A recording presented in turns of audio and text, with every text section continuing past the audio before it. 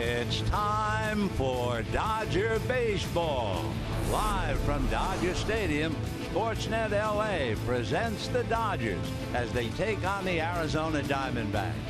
Hi, everybody, and a very pleasant Sunday to you, wherever you may be. Dodgers take the field 2 games behind San Francisco. The Giants will be playing the Washington Nationals. The Dodgers frustrated and annoyed, I'm sure, over the fact they've lost 10 games to San Diego and Arizona. If you're going to get to first place, you're supposed to beat up on the teams that are really struggling.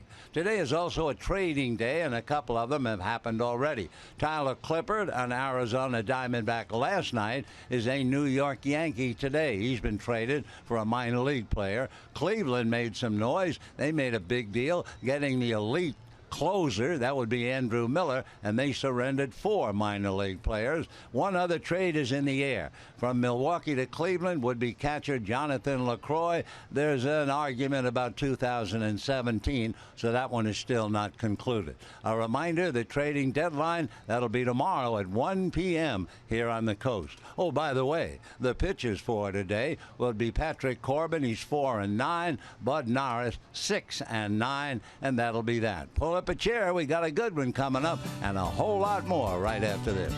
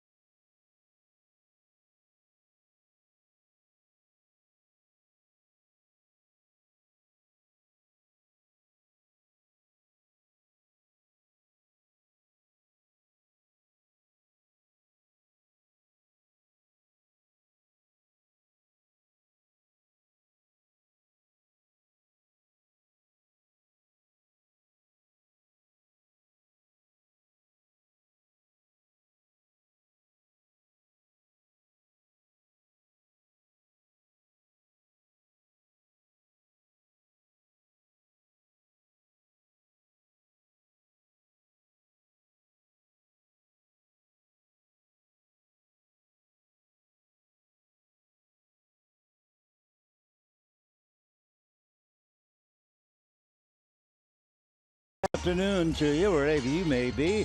The Dodgers and the D-backs wrapping up a 3-game series. And for the Dodgers, closing out a homestand as they get ready to go out briefly to go to Colorado before coming back for another big homestand.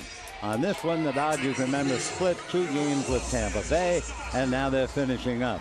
Arizona has a little something extra going for them today. If they can win today, they will have won 2 of 3 to clinch the series. The last time that Arizona clinched a series against the Dodgers was back in 2013. So the pre-game ceremony started off with a great Dodger feeling. The grandson, as Yasiel Puig jogs out into right field, first time that he has played since the 20th of July. Jim Gilliam's grandson, Sean Belway, wearing the glove or carrying the glove worn by his grandfather, threw a strike to open up the day. Jim Gilliam, one of the most solid ball players that we have ever seen over the years. His very first year, you knew how good he would be. In 1953, Sean's grandfather was Rookie of the Year, and he was with the Dodgers from 53 through 66. So we tie up the 66 with Junior, as they called him, and add that to Yasiel Puig. For Arizona, here they come. We'll take a look at Chip Hale's lineup, and starting off with the multi-talented Gene Segura at second base. Michael Bourne in center, Paul Goldschmidt at first, Jake Lamb at third, Yasmani Tomas in left field, David Peralta is in right, Chris Owings at short. What a great series he's had in center field. Tuffy Gosowicz the catcher, Patrick Corbin with a record of 4-9 on the mound. On the mound for the Dodgers, Bud Norris, 6-9 overall, 3-2 as a Dodger. 1-0 this year. He beat Arizona. However, that's his only victory against Arizona in his career. Bud is 1-7. Coming off a wonderful ball game. Remember, Bud pitched 6 1/3 shutout innings last time against the Tampa Bay Rays. So here comes Segura, and if you're the pitcher, you have to know that Segura is a notorious first pitch hitter, and he homered in the game that started with Kazmir last night. He also had a double and was hit by a pitch, batting .312. So he's a first ball swinger and also very dangerous with 2 strikes. So Norris looks in to get a sign. Bud ready and deals, and Segura takes off the plate, ball 1. 1-0. The other thing, as we mentioned, very dangerous with 2 strikes. Both of his hits last night were 0-2 and 3-2. So 1 ball and no strikes the count. The pitch off the plate again, 2-0 the count. It is 88 degrees, so it's very warm. Makes it a little tougher for the players. Coming after a night game last night, hardly a breath of air, and the fans bring fans to try and stay cool. The next pitch is low and inside, ball 3, 3-0. Of course, not only ball players, but anyone in this heat, you have to make sure you hydrate. You got to drink a lot of water, wear a hat if possible, sunblock, make yourself not only comfortable but safe. 3-0 the count to Gene Segura. Segura hitting .312, looks at a 3-0 pitch in for a strike, and the count 3-1. The Giant game underway right now. That's Gio Gonzalez with Washington. He is 6-8. Matt Cain 2-6. Neither pitcher doing very well. Here's the 3-1 pitch to Segura, and that's outside for ball 4. Though Segura is aboard. We can take a look at the Dodgers defensively. Kind of a different alignment today. Van Slyke at first, Taylor at second, Seager at short, Turner at third. Then you have Kendrick in left. Welcome back to Kike Hernandez off the DL playing center, and having missed 11 games, Yasiel Puig is in right. Behind the plate, Yasmani Grandal and Bud Norris out on the mound. So they are back, Hernandez and Puig, and we'll see how that works out.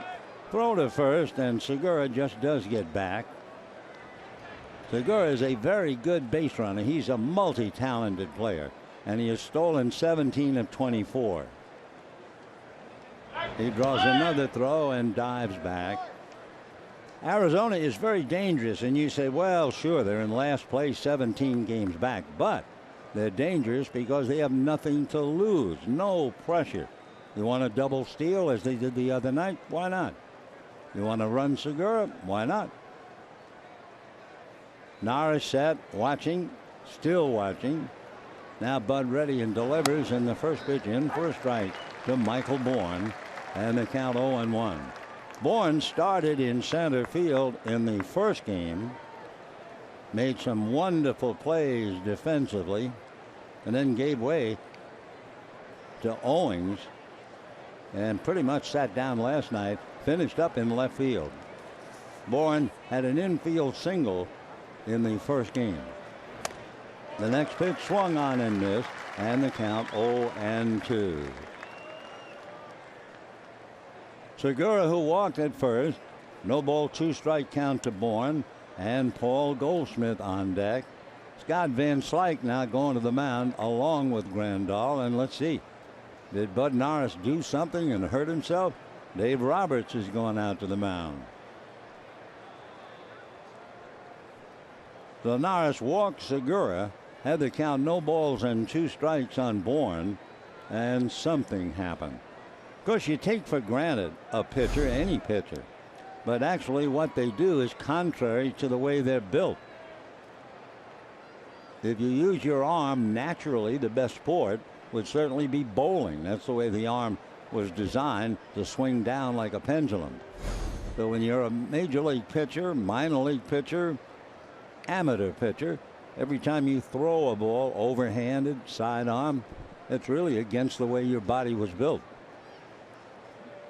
Those were the immortal words of the head of Guggenheim, the top man, Mark Walter, when he talked about pitchers, and he said pitchers break, and they do. So they're going to let Norris make a pitch to make sure he's okay. And another one. They're precious commodities, starting pitchers especially. And of course, closers, talking about closers, Andrew Miller, who was a great closer for the Yankees, has moved on. Well, Norris says he's okay. So after Segura walked, Bourne with a no ball, 2-strike count, only 7 pitches made as Clayton Kershaw looks on from the dugout. When Clayton's going to pitch? Don't know. Brett Anderson threw a simulated 5 innings in the bullpen, and everybody was very happy with his work. One thing for Brett, he has really let that beard grow. All right, Kendrick went in, I think, to get sunglasses, so he used the laps for a moment to get ready. 0-2 the count to Michael Bourne. We have Segura at first, a very good base stealer. Norris testing his arm, now plants the right foot on the rubber as Segura takes a very cautious lead. And the 0-2 pitch coming up.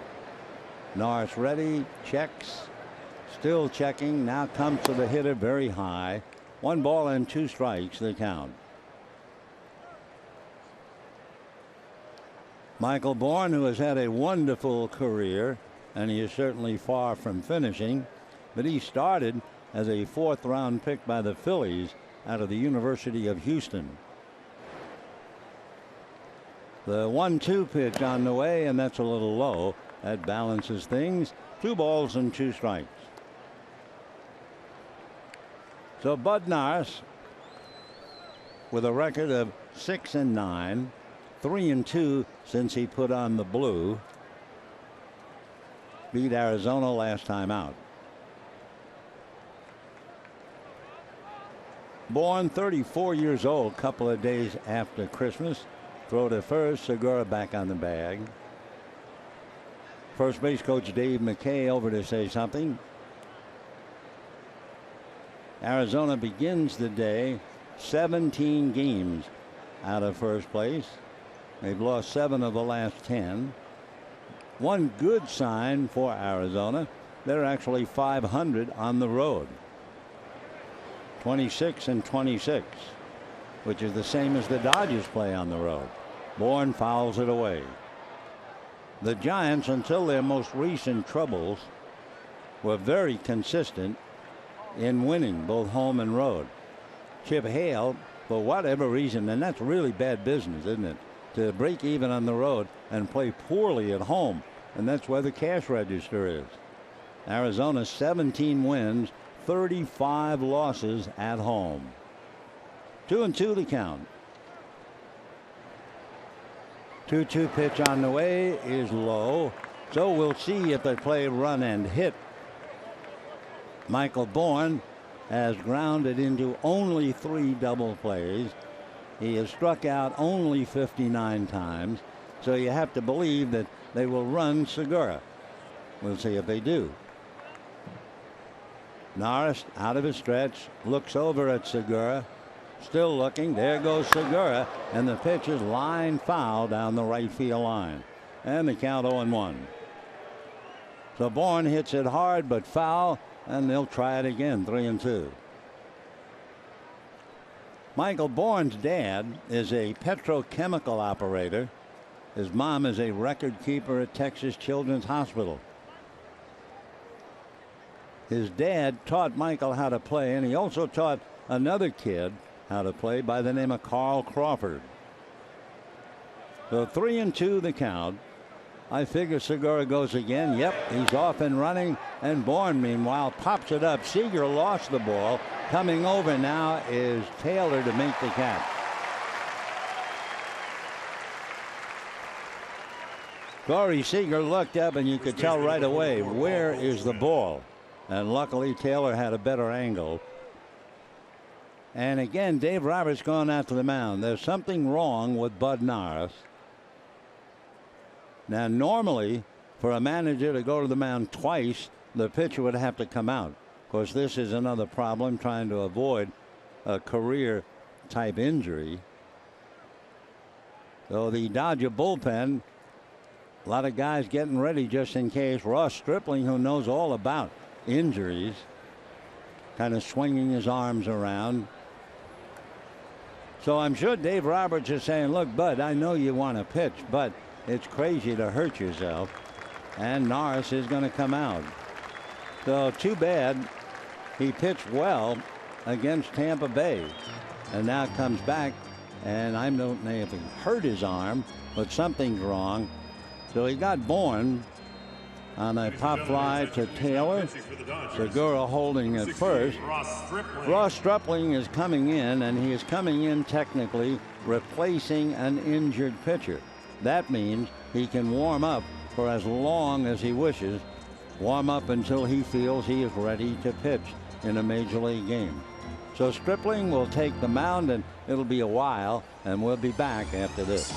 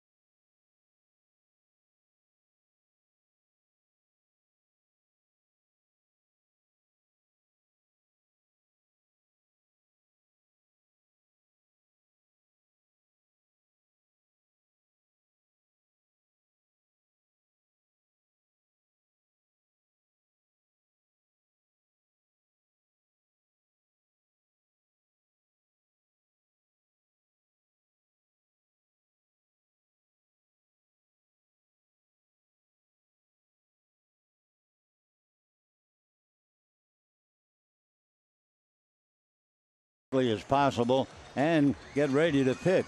Psychologically, he didn't figure to pitch. He was going to be in the bullpen. Instead, Bud Norris did something to his arm. He walked Segura. Then he faced Bourne, got him 0-2 and had trouble. So there were 2 visits by Dave Roberts. And finally, after Bourne popped up, they decided they better get Norris out of there. So Ross Stripling not only getting ready, he better be ready, because the very first man he's going to face is Paul Goldschmidt.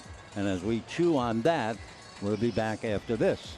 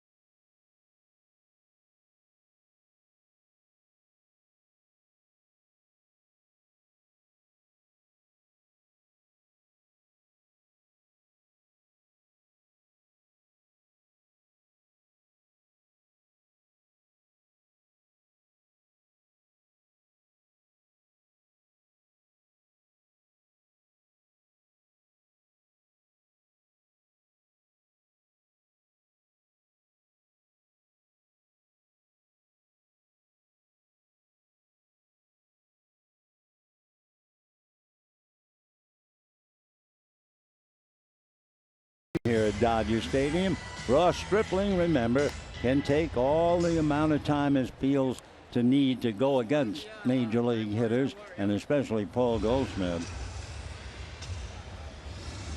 Stripling is 6'3" and 190. He's really just starting out. He is 26 and will be 27 in November. He had Tommy John surgery in 2014. Stripling grew up in the Dallas suburbs, but he was born in a small town in Pennsylvania called Bluebell. It's a population of about 6,000. Bluebell was originally known as Pigeon Town after a flock of the now extinct passenger pigeons, as they called them. They once gathered in Bluebell. It's about 22 miles away from Philadelphia, but he was raised in Dallas. Very good athlete, played baseball, basketball, football. Didn't concentrate on baseball until he fractured his kneecap playing basketball. So then he walked on at Texas A&M and eventually worked his way through the College World Series and into the big leagues. For Stripling, the umpires went and sat in the shade of the dugouts, but now they're going back. Stripling recalled on the 23rd of July for a second stint. He made the opening day roster. He was optioned out on May 23rd. He had made 3 relief appearances.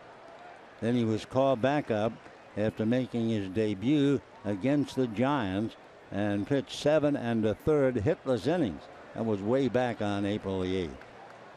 Stripling against Arizona has only worked 6 innings against them, allowing 2 earned runs. Stripling throws to first, Segura back on the bag. The last time Stripling started the game here, April of 14, Dodgers scored 5 in the 7th inning and beat Arizona. So Ross looks in to get a sign. Now ready, and Goldschmidt waits at the plate.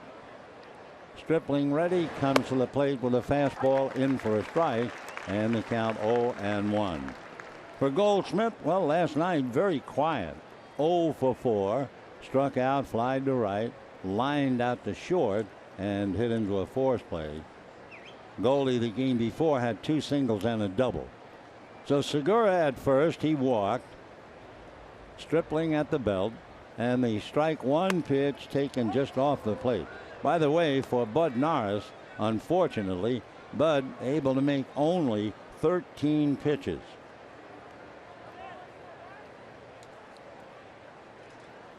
No score, just starting. Dodgers hit a sour note, losing their starting pitcher. Stripling at the belt. Cautious lead by Segura. And the pitch to Goldschmidt, low and inside, ball 2. 2-1. Goldschmidt against the Dodgers, for instance, you could write a book. I mean, he has just had an incredible career against the Dodgers. Last time we checked, he was hitting about 362 here.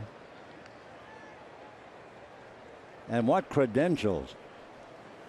Big right-hand batter in the 2-1 pitch, swung on and missed 2-2. Goldschmidt is twice a National League MVP runner-up. He is a 4-time National League All-Star. Started in 2014 and 15. He's a 2-time National League Silver Slugger and a Gold Glove winner at first base. And one of the top hitters in the game. Here's the 2-2 pitch on the way. Segura going, and the change is low, and the throw is late, and dribbles into shallow center field, and Segura goes to third. So Segura steals second base, got a great pitch. It was off speed, and then Randolph's throw bouncing towards the bag went into center field, and Yasmani will draw an error.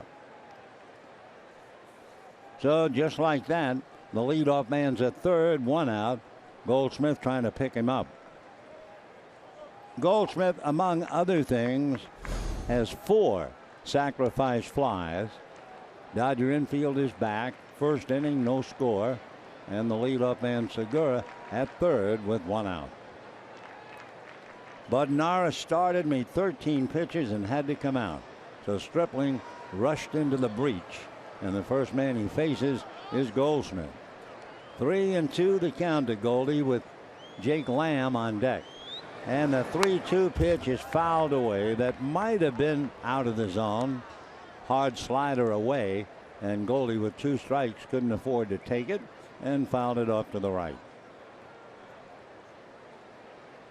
3-2 the count. No score. Goldschmidt, the third batter. And it's 21 minutes since the game started. Here's the 3-2 pitch coming up. Stripling deals down and away for ball 4. So Stripling gives up a walk. Norris had walked the leadoff man. And now Jake Lamb coming up. Lamb, a young star, really emerging in Arizona, and he figures to be around a long time. Jake, 6'3", 215. He'd be 25 in October. He was the player of the week, middle of July.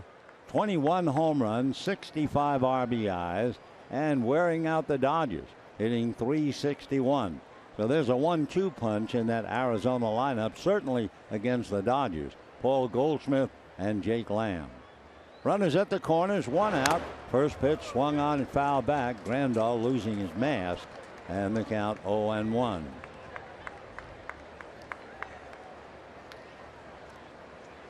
Jake Lamb hitting .282. He had a half a dozen home runs last year. He has 21 this year. Stripling squinting in with Segura at third, Goldschmidt at first. They both run well. And the strike 1 pitch coming up. Lamb, left-hand batter. Stripling over the top. Fastball swung on and missed. So you have Segura, who has stolen 17 bases. You have Goldschmidt, who has stolen 14. They're at the corners. 1 out, no score, first inning, and an 0-2 count to Jake Lamb.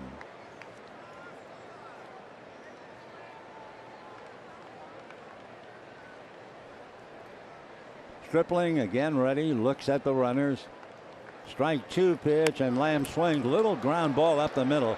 The Dodgers will see Taylor bobble the ball, but he finally picked it up and got on the bag. So you get a force play. Segura comes in. and it is 1-0 Arizona. However, Chip Hale is saying to the umpires, hold it a minute. We want to check that play at second base. So we will see what happened. Taylor on a ball hit to his right, going up the middle, backhanded, juggled, dropped it, and looked like he tried to sweep the ball to Seager for the force play. Kind of a heads-up play as he sweeps it, and Seager makes the catch, I believe, just ahead of the sliding Goldschmidt. So it's still not under review, and now Chip Hale says, never mind. The umpires were right, as they usually are. So it's a force play, 4-6. Scoring is Segura. It's 1-0 favor of Arizona. And the batter now is Tomas. Yasmani Tomas hitting .267, 17 home runs, 14 of them on the road. He has a lot of power. 5 times this year he's hit 2 home runs in a game. This time a chopper to Turner, who throws him out, and that's the inning. So the throwing error by Grandal is cashed in as Segura comes in. 1 run, no hits, 1 left. At the end of half an inning, it's 1-0 Arizona.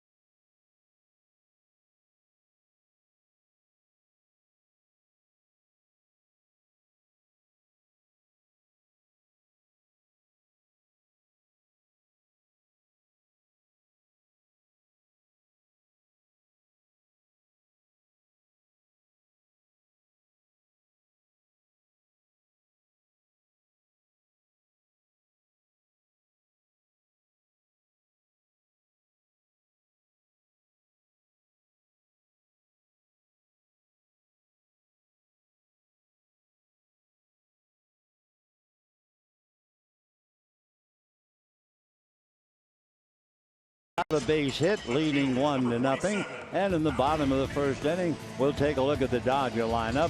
Howie Kendrick leading off in left field, Corey Seager at short, Justin Turner at third, Scott Van Slyke at first, Yasmani Grandal behind the plate, Yasiel Puig in right, Kike Hernandez in center, Chris Taylor at second base, Ross Stripling instead of Bud Norris, who started and could not stay in the game.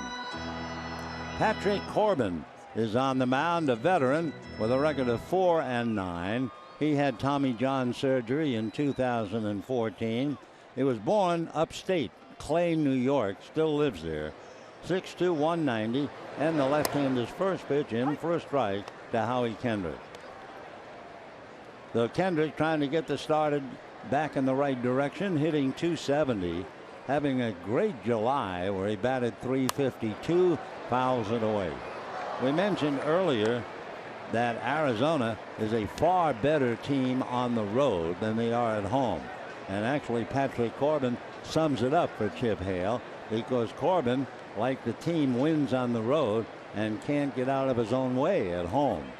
Strike 2 pitch is swung on and missed, and down goes Kendrick. Take a look at Arizona defensively, and they shape up this way with Goldschmidt and Segura, Owings and Lamb, Tomas, Bourne and Peralta, and Gusowicz behind the plate handling Corbin. The batter, Corey Seager.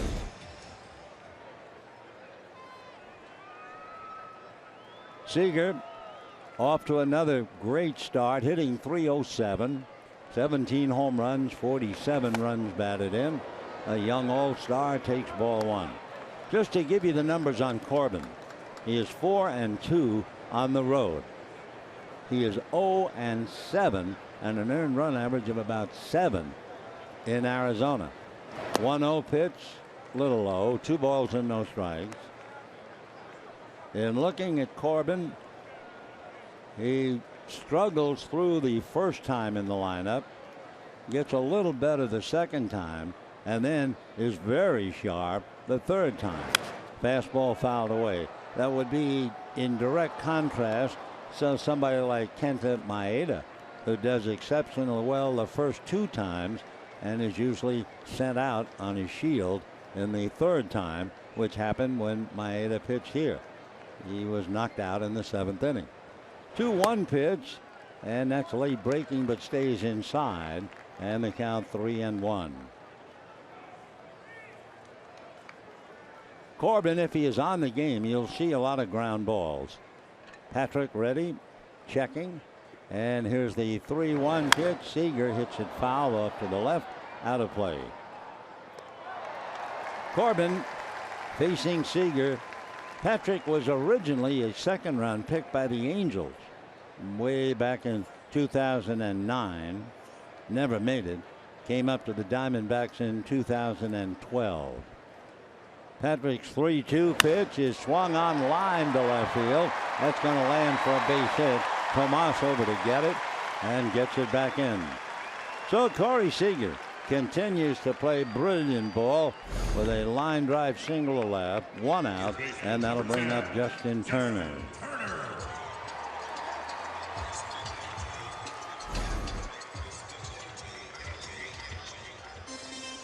Turner checking in, trying to move a man, batting .268, but since the All-Star break, .333. 18 home runs, 59 runs batted in, and over the last 2 weeks, 15 runs batted in. Corbin looks to get a sign. Left-hander straightens up, a look over at Seager. Now to the hitter, and the first pitch low, ball 1. Arizona leads 1-0. Last night we were telling you about a freak inning. Philadelphia batted around, scored 4 runs against Atlanta without a hit. A bunch of walks, a hit batter, an error here, an error there, and they had a 4-run inning. Well, Arizona had 5 men come to the plate, scored a run without a hit, and now Turner takes low, and the count's 2 balls and no strikes. Dodgers playing well since the 27th of June. Well translates into winning 17 of the last 27. But boy, you want to talk about something. If they get good pitching, Arizona can be very tough. Tell you why in a moment. 2-0 pitch, and Turner drives one to right. Starting in is Peralta. Now stops and makes the catch, and the runner holds. First baseman number 33, Scott Van Slyke. If the Arizona Diamondbacks get 3 runs, last night they got 4, but if they get 3, they are 20-1 on the road. Of course, the trick is to hold the opposition lower, and for Chip Hale's hitters to get at least 3, but that's some record, 20-1. The Cardinals, way back in 1981, were 21-1. So the first pitch now to Scott Van Slyke, low and inside, ball 1. 2 down, Seager at first. Arizona leading 1-0. Seager, 1 stolen base, has been caught 3 times. Doesn't figure to run on Corbin. Patrick looks over at him, comes back to the hitter, and it's outside, ball 2, 2-0. Interesting last night in the 7th inning, Dodgers just could not buy a run. In the inning they did score in the 7th.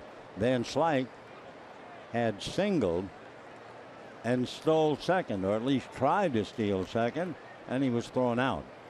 Here's the 2-0 pitch. Scotty takes ball 3.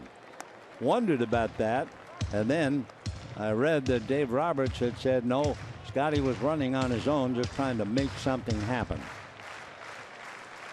All right, 3-0 the count, 1-0, favor of Arizona. Van Slyke has a home run in the past against Corbin.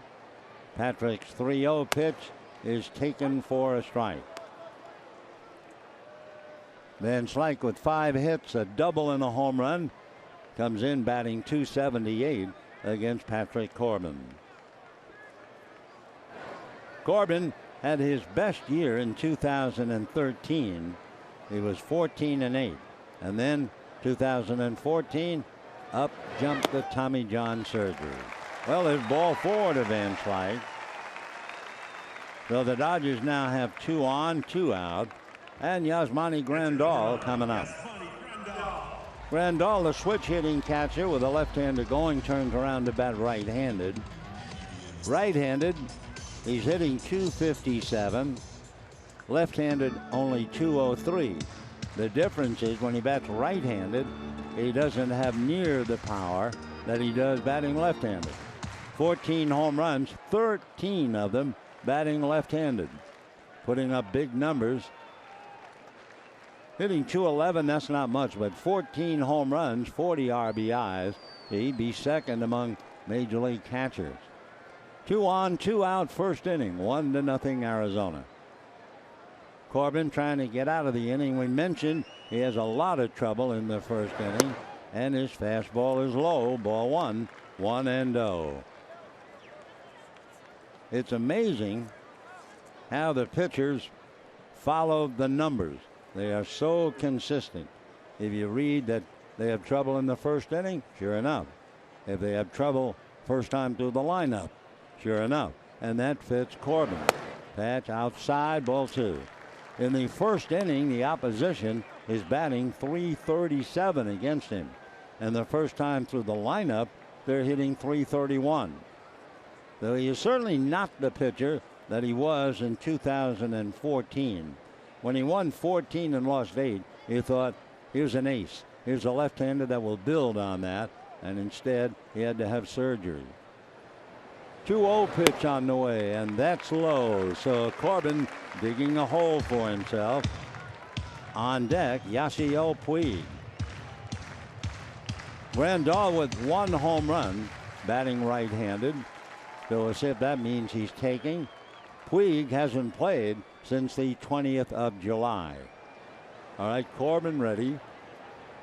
3-0 pitch is taken low, and so returning to the lineup for the first time since the 20th of July, Yasiel Puig comes up with the bases loaded. Mike Butcher, the pitching coach, going to the mound trying to get Corbin squared away. Been a while for Yasiel, bothered by hamstring pulls. Puig hitting .254. 7 home runs, 32 runs batted in. Certainly Yasiel Puig's name has been bandied about, if one bandies. First start since the 20th of July. So Yasiel, everywhere he looks, he sees a Dodger. Seager at third, Van Slyke at second, Grandal at first. Yasiel has 1 grand slam, and he hit it against Atlanta. That was 3 years ago. So Puig checking in. Corbin with 2 out at a stretch. And the first pitch to Yasiel is taken for ball 1. So Corbin really struggling now. He's lost the strike zone. Corbin coming in had 49 walks. So he now has 52. And he has struck out 92. Next pitch is a strike up and on the outside part of the plate. And the count, 1 ball and 1 strike.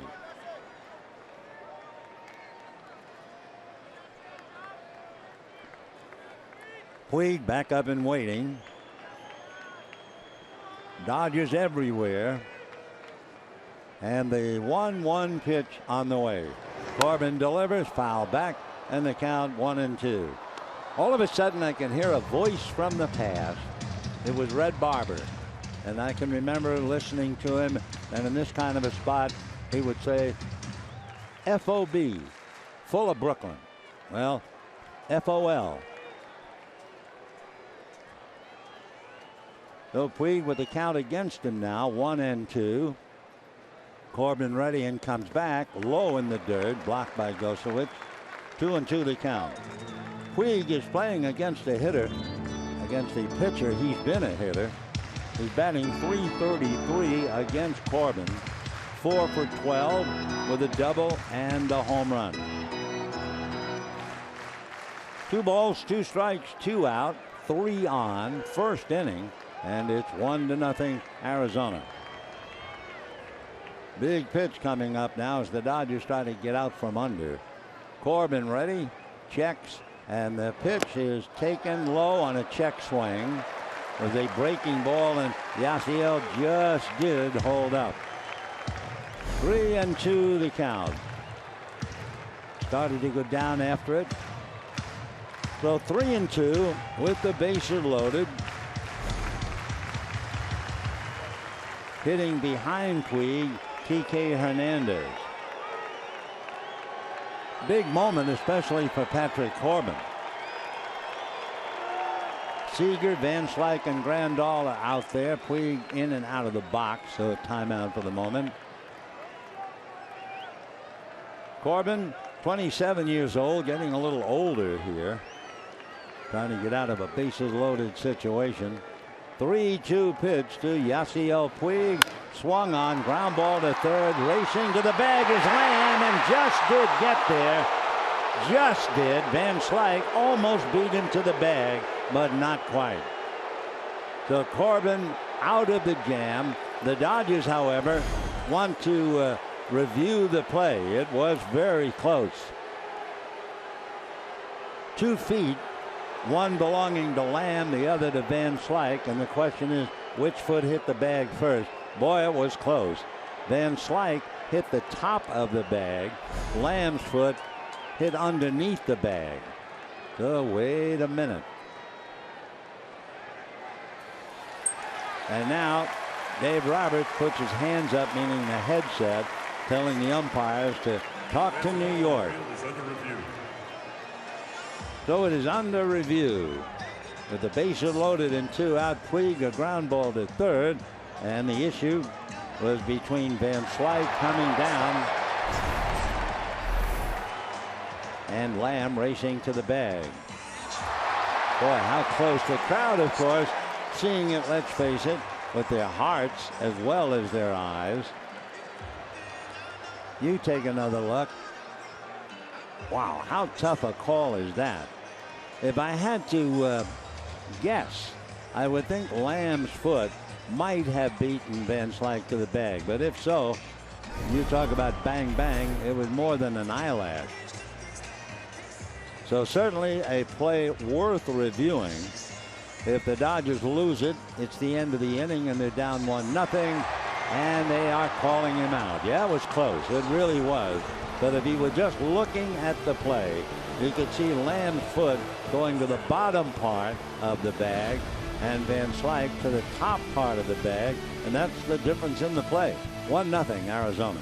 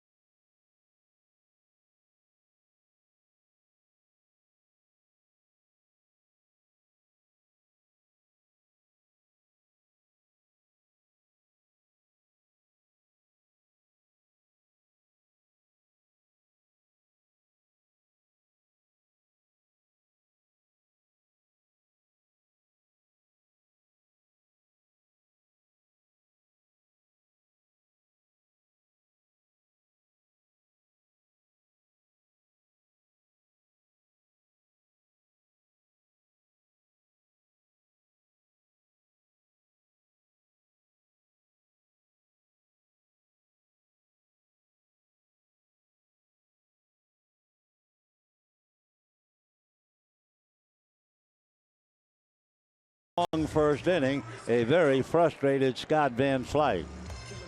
He missed by a toenail of that play at third. However, it was a very good call, tough call, but the crew chief, Bill Meyer, the third base umpire today, made it. And of course, he's made a lot of great calls throughout his career, but boy, it was close. And you could just see Lamb's foot going almost underneath the bag and Van Slyke's foot above the bag before it got down to touch. So the Dodgers are still trailing 1-0. Corbin made 27 pitches in the first inning. Stripling ready, pitching to Peralta, and the pitch to David is low. Ball 1, 1-0.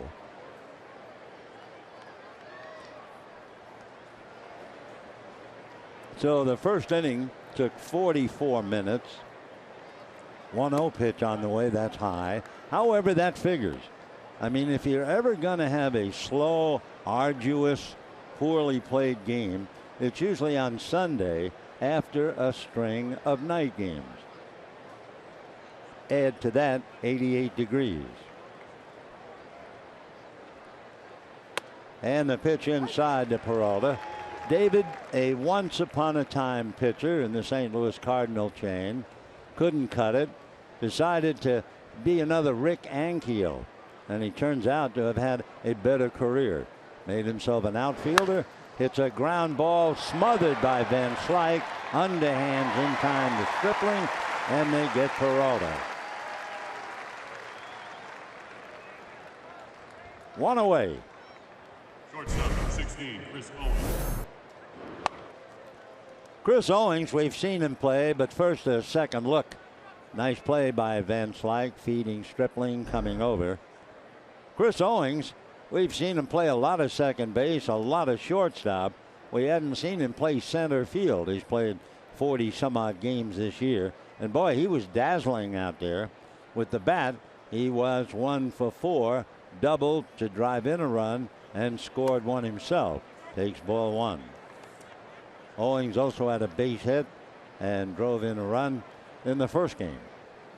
Chris Owings. 1-0 Arizona. Top of the second. Stripling deals a strike. 1-1. I can't think of a tougher assignment. I mean, first inning, 2 batters, and you're called in to pitch. And the first batter you're going to face, Paul Goldschmidt. Here's the 1-1 pitch on the way, and Stripling misses. Wisely, he walked Goldschmidt. Got Lamb on a force play, but the error, throwing error by Grandal, gave Arizona the run.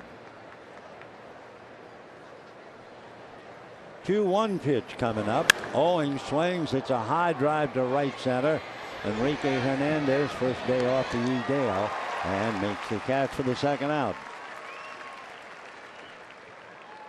Tuffy Gosowicz coming up. Catcher number 8, Tuffy Gosowicz.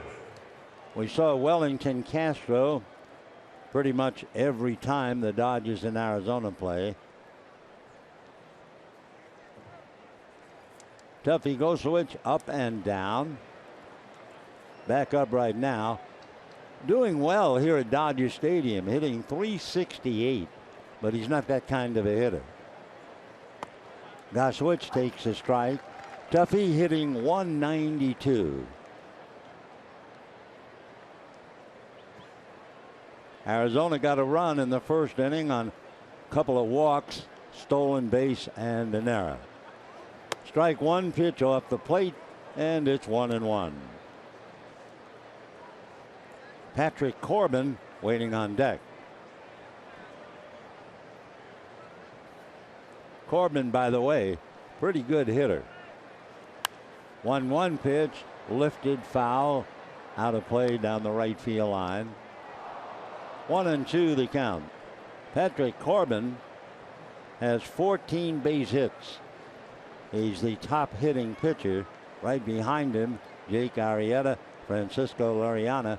They each have 12.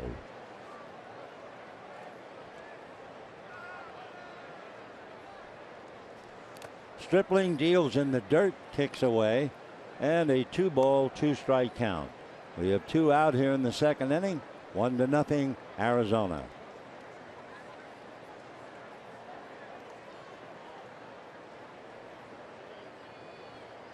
Grosowitz, right-hand batter, up there waiting. Into the windup goes Stripling. Flips one up there. Ground ball to Seager. Nice easy pick and throw to first. And the inning is over. So actually, Stripling now has retired 5 in a row. But the D-backs still lead 1-0.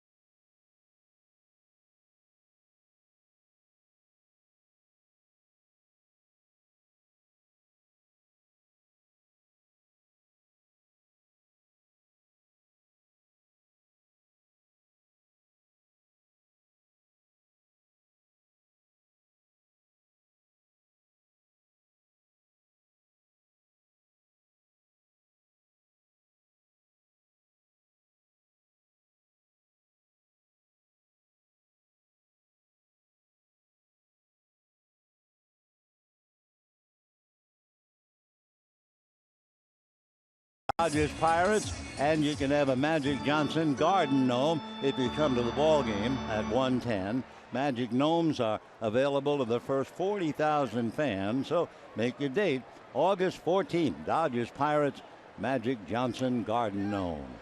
And here's Kike Hernandez, who takes a strike, and the count on 1. Kike hitting just 189, activated after missing 26 games. He promptly bangs one down the left field line, in there for what figures to be a double. Tomas gets the ball back to the infield. Kike standing on the bag with a ringing double.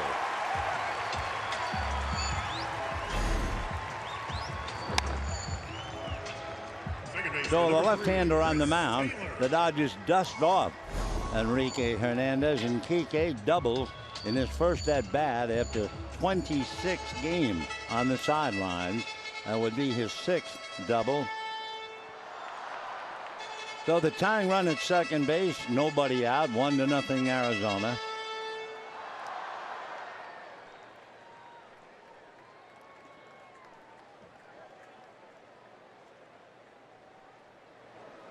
Here's Chris Taylor playing second base today. Dodgers loading up right-hand batters against the left-hander Patrick Corbin. Corbin will look back at Hernandez. Now slides one low. Ball 1. 1-0 the count. Taylor doing a good job, struggling with the bat. That's what happens when you don't play. You can play. Hitting .214.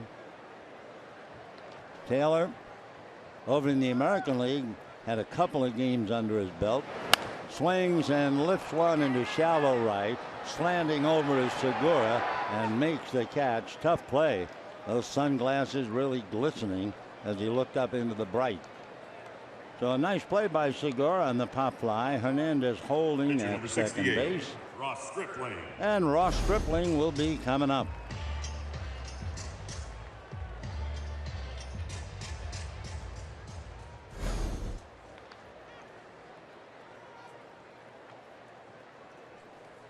Stripling, right-hand batter.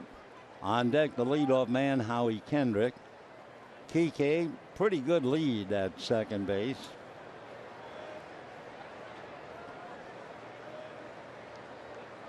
Here comes Corbin, fastball away, ball 1. 1-0.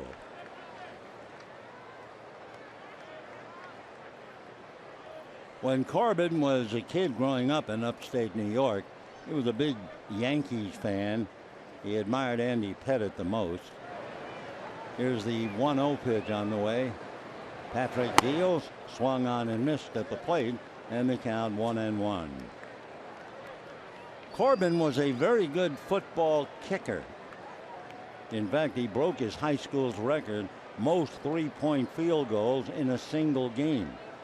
He also played quarterback, safety, and was a terrific basketball player, so he's a fine athlete. 1-1 pitch on the way is low and inside, ball 2, 2-1.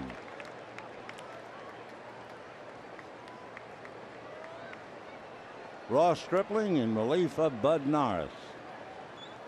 We haven't heard a report on Bud. Maybe we'll get one. Here's the 2-1 pitch coming up. Corbin deals, swung on and fouled off, and the count 2-2.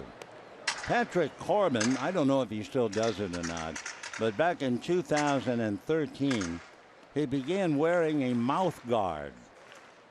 As we understand it, they convinced Patrick using a mouth guard would help him, claiming that, among other things, it would align the player's jaw, reducing muscle tension in the neck, shoulders, and back. Pitch at the plate, changeup, swung on, foul tipped, and caught by Gosowitz, so Stripling strikes out. Number 47, and Howie Kendrick coming up.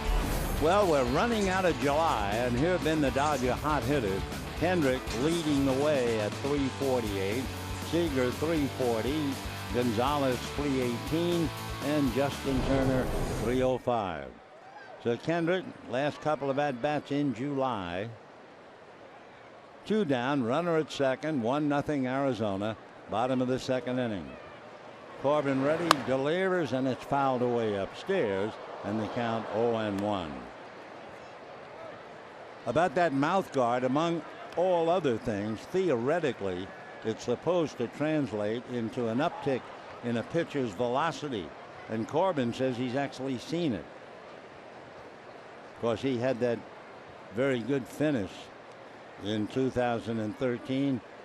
He went 7-0 in the finish to win 14 games. He was about ready to pitch and then suddenly backed off the rubber. Gosowitz goes out to talk to him. No balls and 1 strike to Patrick Corbin.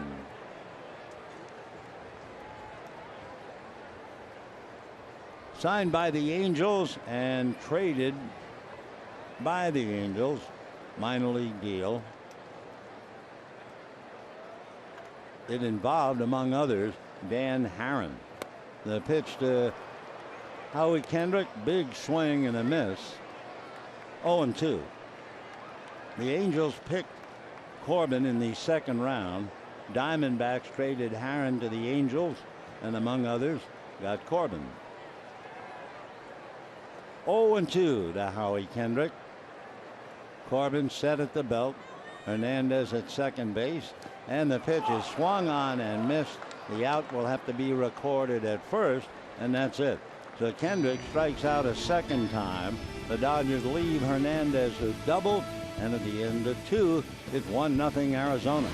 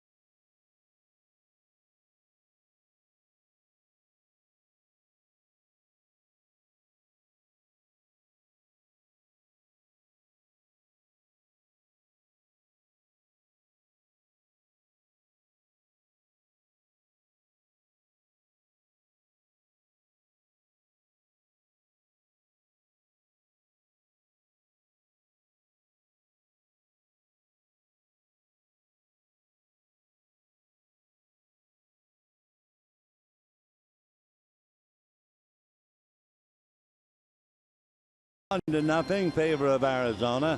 Segura walked, stole second, took third on a throwing error, charged to Grandal, and scored on a force play. And that's it. Dodgers, meanwhile, left the bases loaded in the first inning and left a runner who led off with a double and left him at second base. So the Dodgers have left 4. Stripling now working on the top hitting pitcher in these days, Patrick Corbin, who has 14 base hits. Stripling ready, delivers. Corbin takes a strike, and the count 0-1. Up north, Gio Gonzalez and Matt Cain. Giants get a run in the top of the 4th inning. Connor Gillespie tripled and scored on an infield error. Strike 1 pitch in there, 0-2. Dodgers, by losing, have gone to 2 games back of the Giants. Here's the 0-2 pitch on the way. Swung on, fouled away off to the left out of play, though Corbin is still there.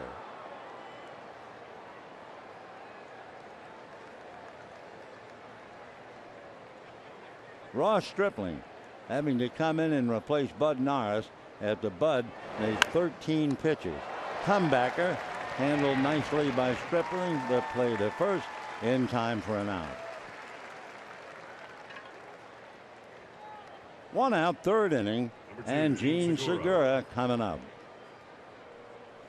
Segura last night in the 7th inning took a fastball that got part of an arm in the rib cage, but stayed in the ball game. Segura hitting .312, had a home run and a double early in last night's game.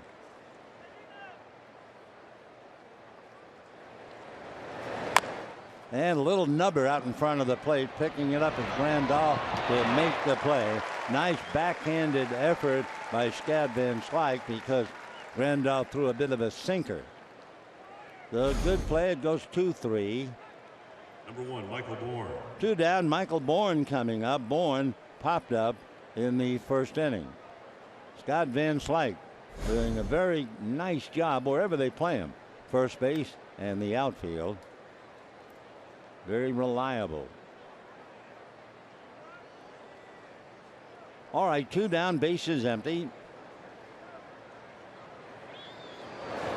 Fastball in for a strike. So Stripling came in the 1st inning with 1 out and a man on. He walked Goldsmith. Since then, he's retired 7 in a row. Strike 1 pitch, breaking ball fouled away off to the left, and the count 0-2.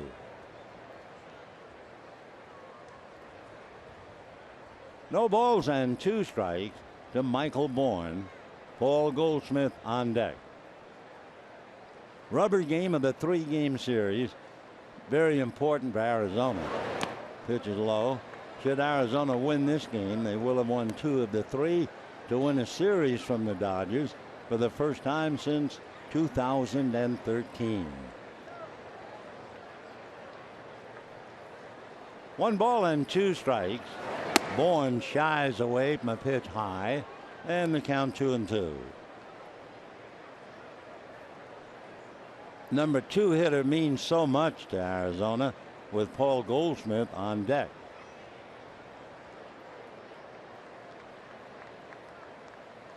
Stripling looks in, but Bourne backs out, so timeout for the moment. Bourne for about 3 weeks, hitting right around .290.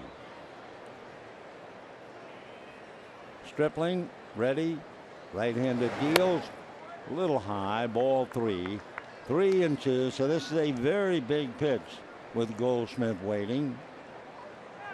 Bourne was in Double-A ball until the middle of May.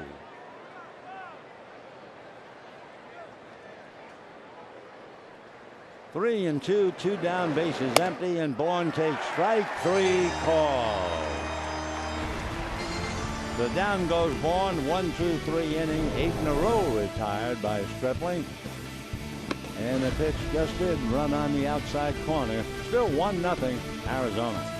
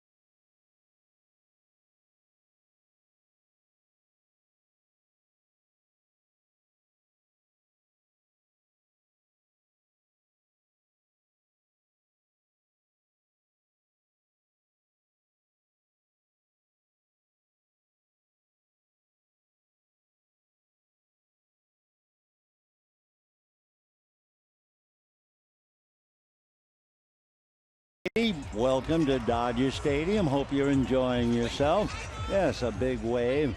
Brooklyn, wow, that's shirt's a little bit older than you are, honey. We're going to the bottom of the third. 1-0 Arizona. Seager, a ground ball to short. Owings charges, grips the ball and throws him out. That's one of the problems playing in the heat.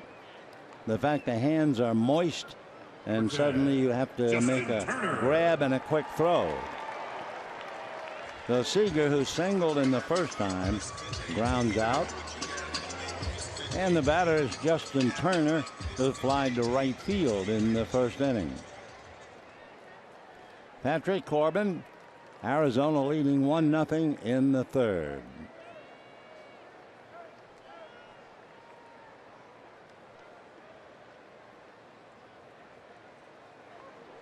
Corbin into his windup. Here he comes. Turner takes a strike and the count on 1. After being traded by the Angels, he was in the low minors, and they asked Patrick Corbin, what position do you want to play? And he said, I'll try pitching. That's in for a strike. 0-2 the count. And he not only tried, he's become a mainstay when healthy of the D-backs. Greinke had a rehab the other night, and we wondered, is he coming back or would there be another rehab? And the report is another rehab. Meanwhile, Turner looks at strike 3. Number 33, Scott Van Slyke. So 4 strikeouts for the left-hander Patrick Corbin. Turner appears almost dazed that was called a strike, but no argument. 4 strikeouts for Corbin, and here is Scott Van Slyke, who walked and eventually was out by a toenail on that play at third base. I was going to say eyelash, but that part of the autonomy did not figure. Meanwhile, we get a report on Bud Norris, muscle tightness in his back. So I'm sure he felt that before warming up, and Bud probably thought, oh, I'll loosen up in the heat. No way I'm going to stay tight. But it didn't work that way for him. Here's the strike 1 pitch, low, 1-1 the count to Scott Van Slyke. Arizona got a run in the first inning. Segura walked, stole second, took third on the throwing error by Grandal, and scored as Jake Lamb grounded out. 1-1 pitch, ground ball to short. Owings up at that one, guns it to first. So a very easy inning for Patrick Corbin in the third. He'd retired 6 in a row since Hernandez doubled, and at the end of 3, 1-0 Arizona.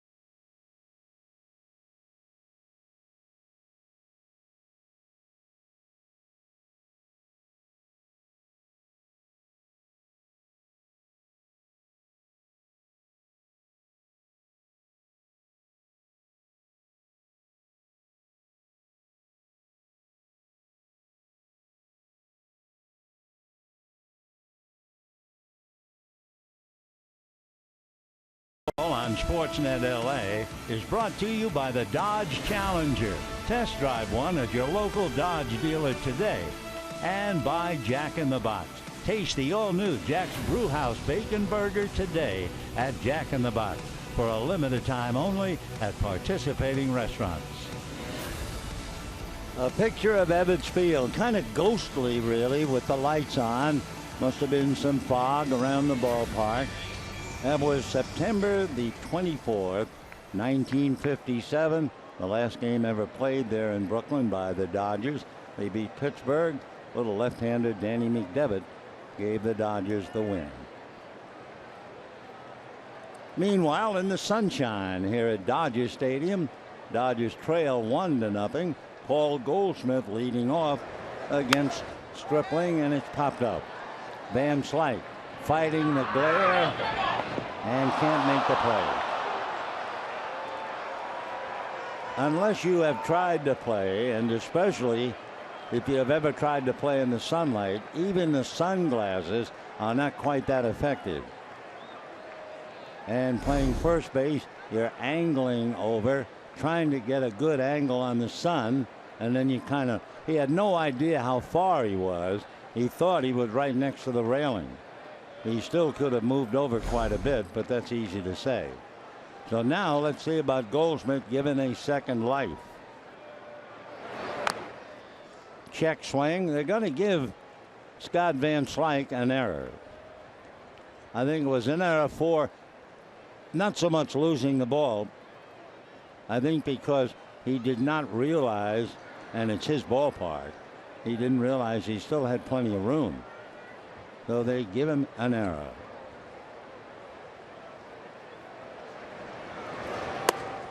Two errors for the Dodgers today. Meanwhile, 1-2 the count to Paul Goldschmidt.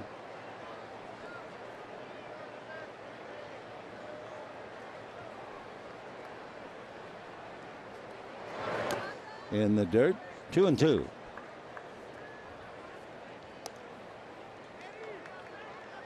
Goldschmidt hits everywhere, but on the road especially.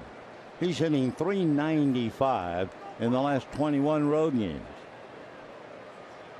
2-2. Little ground ball exactly where Taylor was playing, and you have one out. Boy, it is a big out when you can get a big hitter after a misjudged Sun foul ball.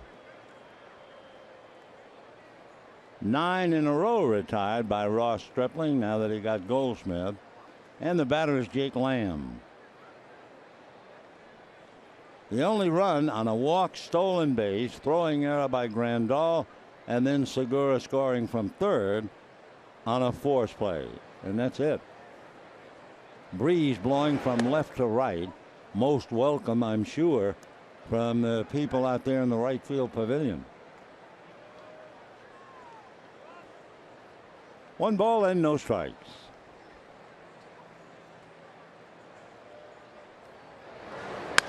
Ground ball up the middle. That'd be a base hit for Lamb. Coming in to get it is Hernandez. So that breaks the string after 9 in a row. Lamb a single, and Tomas coming up.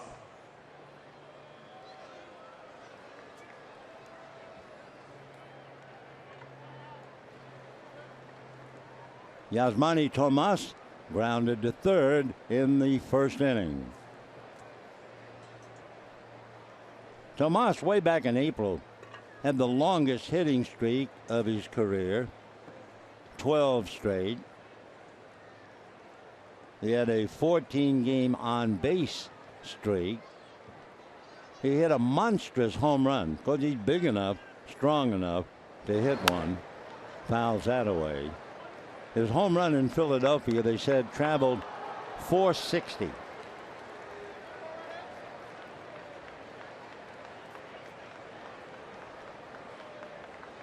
Tomas has been on base 27 of the last 30 games. 0 for 1 today. Giants settle for the run. They're in the 5th inning. Giants 1, Nationals nothing. Matt Cain is pitching against Gio Gonzalez. Stripling doing a magnificent job being rushed into the breach when Bud Norris faced 2 batters, couldn't get his back loose and had to come out. 1 ball and 1 strike. Ground ball to the hole, backhanded by Seager, then throws the ball up in the air while in the act of throwing. So that'll be a base hit for Tomas. He really didn't have much of a play because Lamb was already close to second base, and there's no way he could have made the stop and then thrown. Way off balance on the grass and just had the ball slip out. And I'm sure, as we mentioned earlier, it's so hot, you perspire and your hands make anything slippery. So Tomas, a base hit, and with one out, runners at first and second, and the left-hand hitting David Peralta checking in. Peralta had been on the DL for 15 days. Back spasms. He hits a slow ground ball. Seager gets it to Taylor to throw to first, not in time. So they get a force play, and that'll bring up Owings with runners at first and third. 2 out.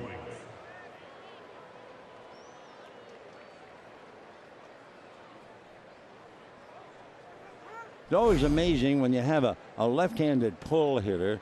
The second baseman, in this case it was Taylor, he's playing way over in the hole, and it's a ground ball to the shortstop, and it is a foot race. Taylor getting to the bag for the force play, but unable to get much of a throw to first. That's a lot of ground to cover in a big spot. Owings fly to center in the second inning. Chris 0 for 1. In the dirt, nice block by Grandal. 1 ball, and wait a minute, are they calling balk? Now they are. Todd Tishner looked over at Bill Miller and now says balk. So that means Peralta goes to second and Lamb comes home. That was a delayed call. So Dave Roberts going out talking to Tishner. Grandal in his gear. We'll have to see that pitch in the dirt. Let's take a look and see what happened. It's in the dirt, bounces up. It's under his chest protector. Oh my gosh, how many times will you see that? You're not allowed to use your protector or any part of the gear. A 1 in a million. He picked up his mask and then realized, no, the ball's inside the protector. So there is a 1 in a million. We couldn't figure out, it was so delayed to be called balk. And then we understand Dodgers get the bad news. So using your protector, I guess in some ways it's almost like throwing your glove at a ball, but that would make a ball a triple. So it is 2-0 in favor of Arizona. Foul ball. So we'll check what they call that.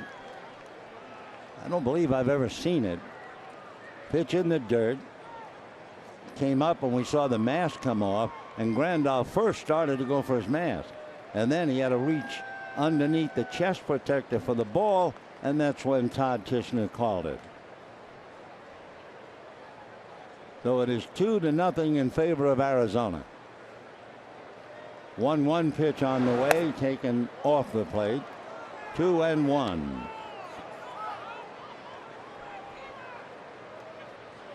Two runs, 2 hits for Arizona. No runs, 2 hits, and 2 errors for the Dodgers. 2 balls and 1 strike.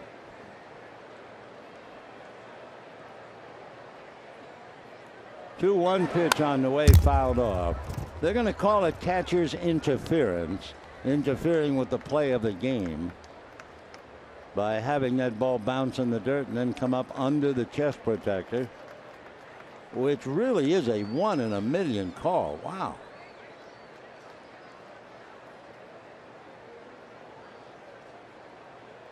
Apparently no error on catcher's interference. Peralta at second, 2 out, a run in, 2-0 Arizona. And there's a line drive base hit to left. They're going to wave in Peralta, Howie Kendrick throw not nearly in time. Cut off by Turner, and a throw to Taylor in time to get Owings trying to go for 2. The run is in, however.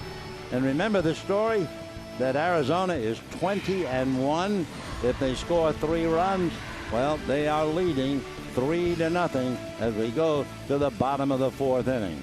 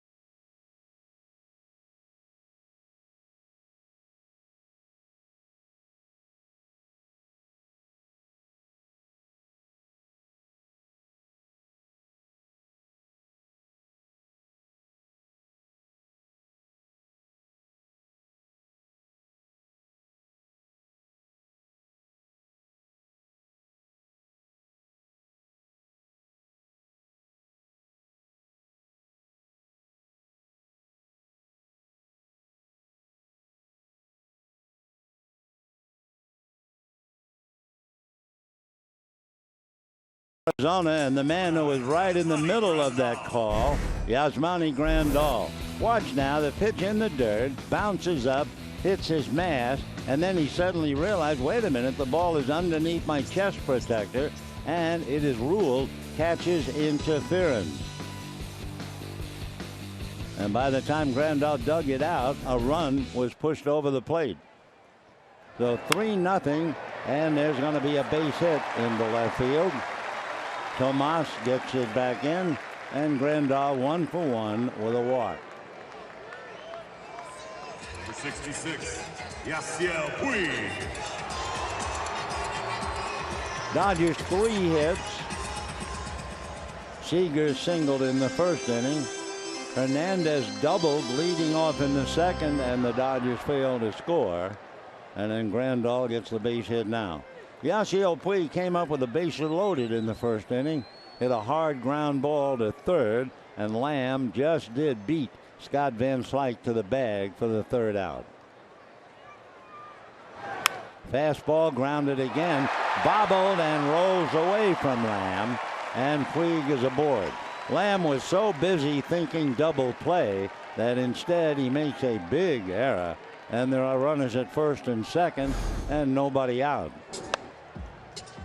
So that was a double play ball mishandled by Lamb. Remember, we were talking earlier about the fact if you're going to have a strange game, chances are it's a Sunday afternoon. First of all, because you're playing all night games and you get to bed a little later after a night game to come back for a 1 o'clock game. And 2, you feel the heat and the perspiration, and it's set up for a wild game. Not that this is wild yet. It's 3-0 in favor of Arizona, but it's making noises that way. Hernandez doubled in the second inning. Ball 1. PK returns. Runners on in scoring position, hitting .249. So there should be 2 out, bases empty. Bad play as far as Patrick Corbin is concerned. PK takes a strike. 1 ball and 1 strike.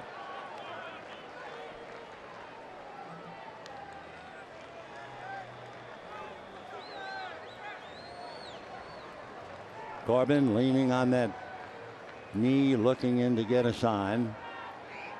Grandal at second, Puig at first. Change misses. 2 balls and 1 strike. So Hernandez right now representing the possible tying run. Chris Taylor hitting behind him.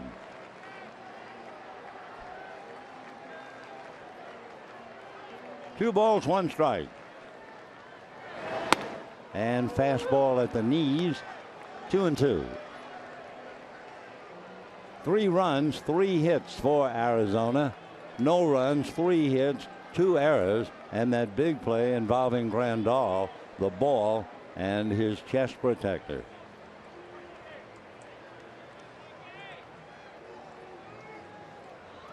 Two and 2. Breaking ball fouled off.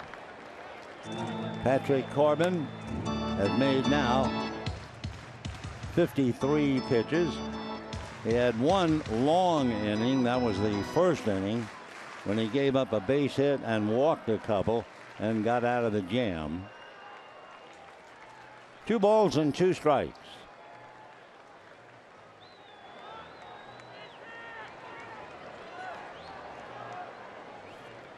Grandal and Puig out on the lines. 2-2 pitch in the dirt. Nice block by Gosowicz. Lewis Coleman now getting up in the bullpen.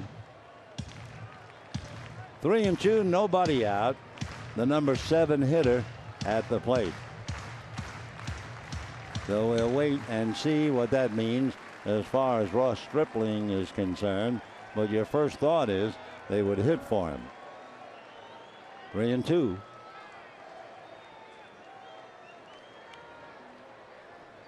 Watch the runners. Corbin certainly will. The runners are not going, and the pitch foul back. Arizona scored 1 in the first and 2 in the fourth. We're now in the bottom of the fourth. Giants are winning barely, 1-0 up there in the 5th inning.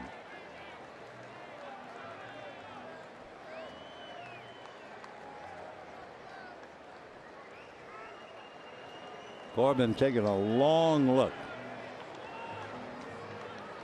3-2, runners hold, and the pitch is low. So the Dodgers, who had the bases loaded with 2 out in the first inning, will have the bases loaded with nobody out here in the fourth. Number 3, Chris Taylor. 1 play, and it was the miscue. Jake Lamb had a perfect double play ball off the bat of Yasiel Puig. And Jake was in such a hurry to field and throw the ball to second base. Ball just flew out of his hand. A huge error. And the Dodgers now trying to capitalize on it as Chris Taylor checks in. One thing Arizona may remember, Chris Taylor hit a grand slam against them 15th of July. Foul back, 0-1.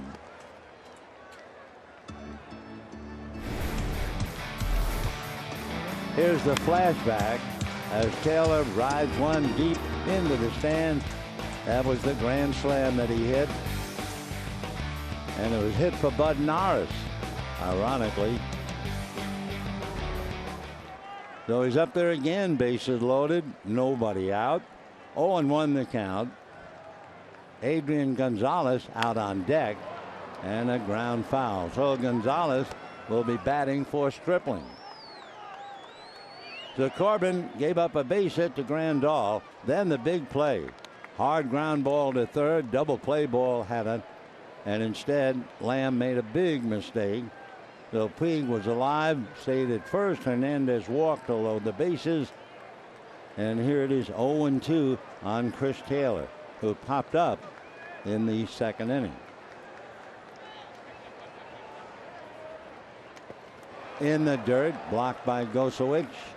1 ball and 2 strikes. Adrian Gonzalez will be coming up in the clutch.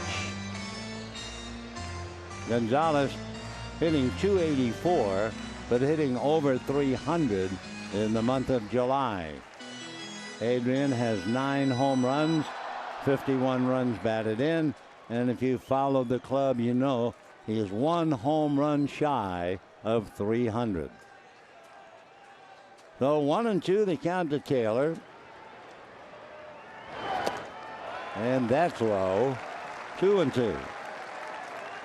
Taylor coming into the game was 1 for 4. He had a triple against Patrick Corbin, and he popped up first at bat. The Grandal at third, Puig at second, Hernandez at first. 2-2 to Chris Taylor.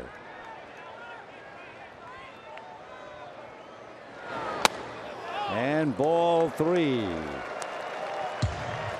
The Corbin now has made 61 pitches. The third inning, he only made 7. But now all of a sudden, he has lost his control on the edge of back-to-back walks. And remember, he walked a couple in the first inning. 3-2, nobody out, and the base is loaded. It is swung on, little dribble up along third. Corbin can't make a play. Everybody moves up 90 feet, and the Dodgers get a run. A dribbler up along third. Corbin racing off the mound, beat Lamb to the ball, and then by the time he turned around, he didn't have a play. So Corbin comes up with it, and then what are you going to do with it? So it'll be an infield single. Everybody goes up 90. Grandal scores, and it's 3-1 Arizona. And here comes Adrian to pinch hit. So the missed double play by Jake Lamb has not only changed the inning completely around, it might even change the game. Perfect double play, a hard ground ball by Puig, and Lamb in such a hurry to throw to second, had the ball slip out of his hand.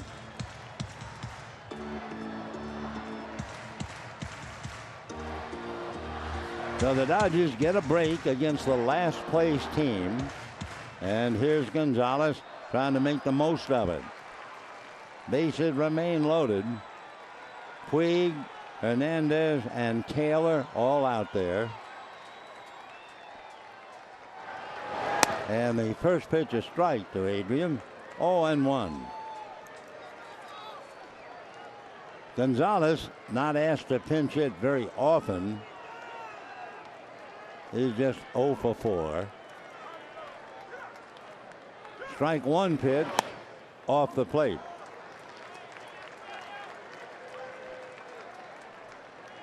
Down in the bullpen, Lewis Coleman getting ready. 1 ball and 1 strike. Corbin ready to make his 65th pitch. Little chopper down to short. The shovel for 1. Throw to first. Double play. Still, the second run of the inning comes in. And boy, if you're Jake Lamb, you've really got to be sick at heart. I mean, the inning should have long been over. Jake had the double play ball and instead committed the error. And the inning has just gotten away.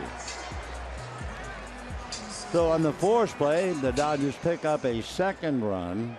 And now here is Kendrick trying to pick up and bring home the tying run. Kike coming down the line from third. And ball 1. It's amazing how innings and games can unravel. Of course, you didn't figure the Dodgers were going to lose a game on a ball that got inside the chest protector of Yasmani Grandal. That would be asking a little too much. Little flare going foul.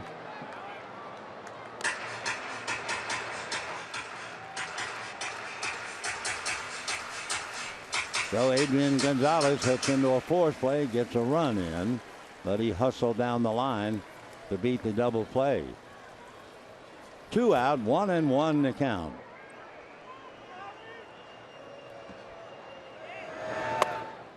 And missing inside with a fastball. Count 2-1. He has made 22 pitches in the inning. 2-1. Kendrick has struck out twice. And now it's 3-1. Corbin might be a bit dispirited, especially in the heat. Waiting on deck, Corey Seager.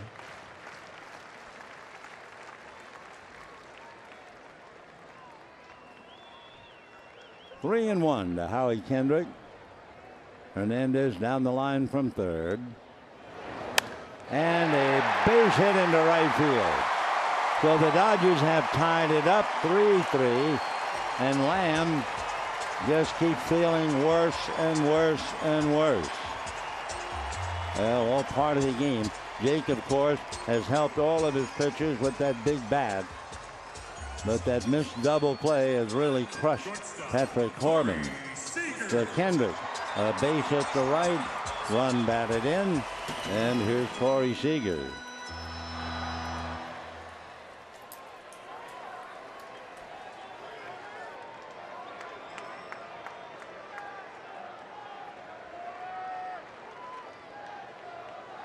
Two out. Kendrick at first draws a throw.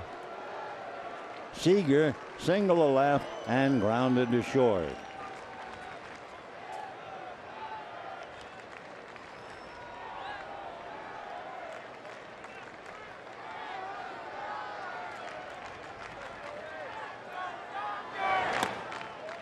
Little cutter or slider, little bit of a break, not a lot. 1 ball and no strikes.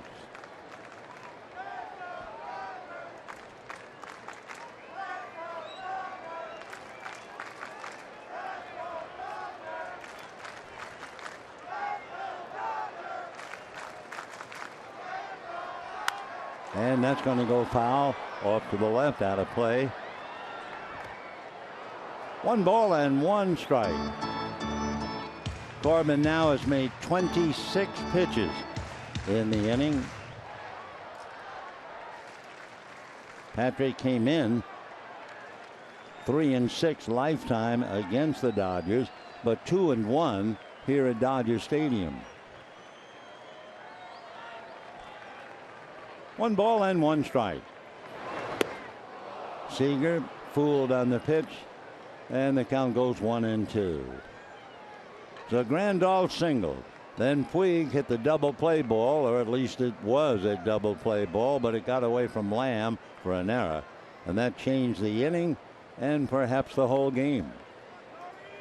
1-2 pitch coming up.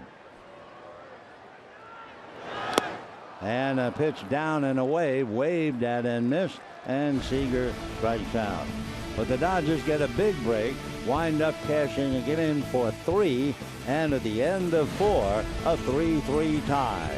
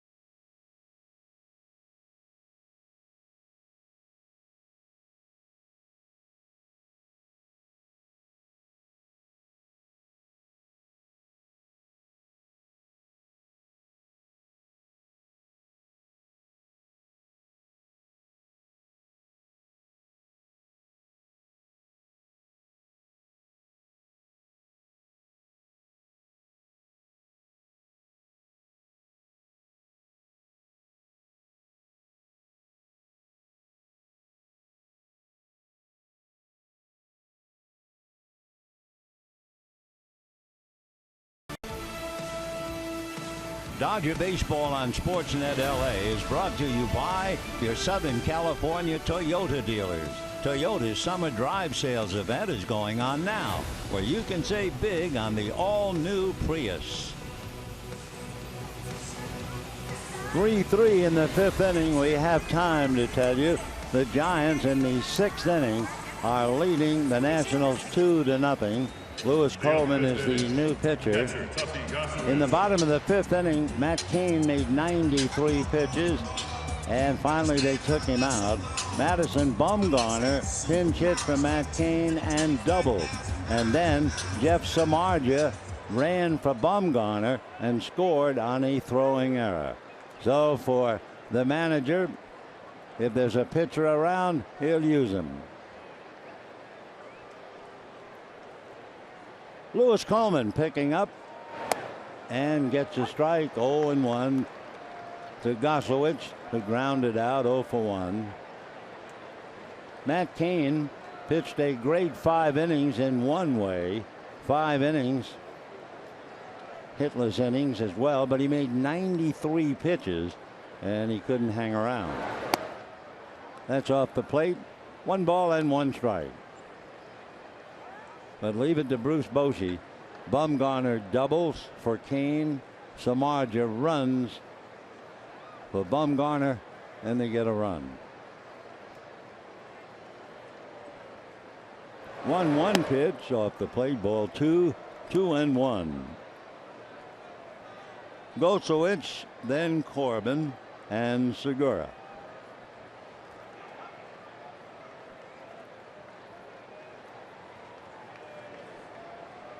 Two 2-1 pitch, ball 3.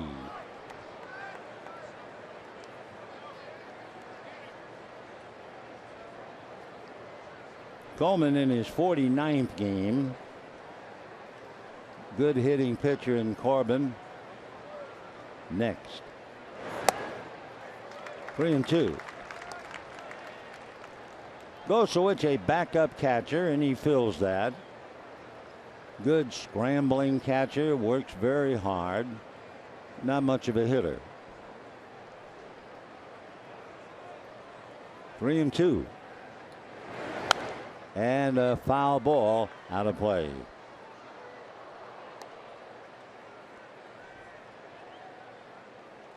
Castillo, who grinds it out just about every day, has 11 home runs, so they miss his power today. 3-2.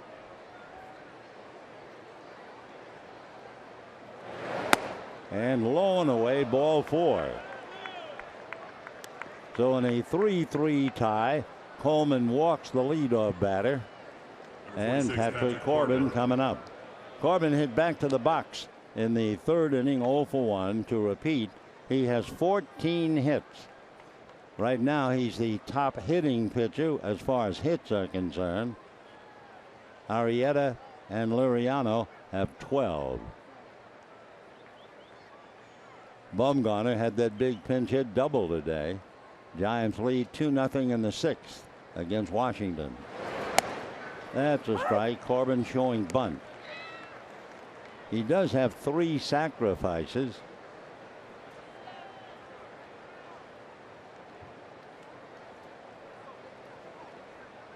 Oh, and 1 the count. Gene Segura on deck. Turner playing well in at 3rd. Van Slyke ready to push off from 1st. 0-1. Corbin showed bunt, but the throw goes to 1st.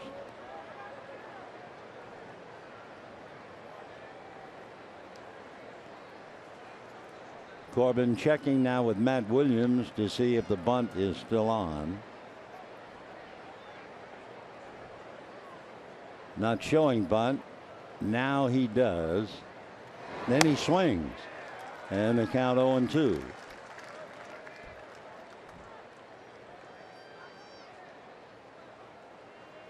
All right, Turner is still not convinced. He's 2 or 3 feet in on the grass at 3rd.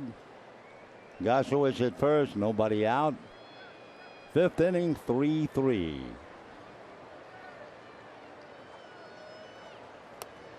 And down he goes. So Corbin strikes out, unable to get the bunt down, and the batter is Segura. Second baseman Gene Segura. Gene Segura walked, stole a base, scored a run in the 1st inning. topped the ball out in front of the plate and was retired on the throw from Grandal to Van Slyke.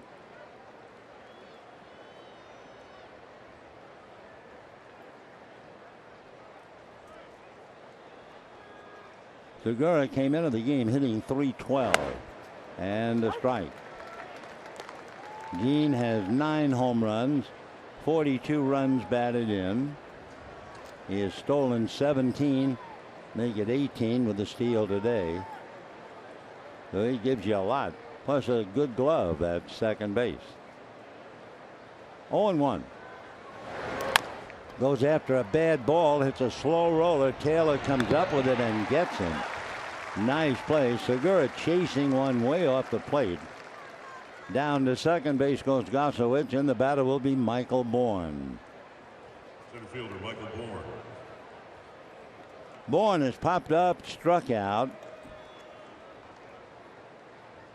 Appeared as a pinch hitter last night, flied to center. Started the first game, went 1 for 4.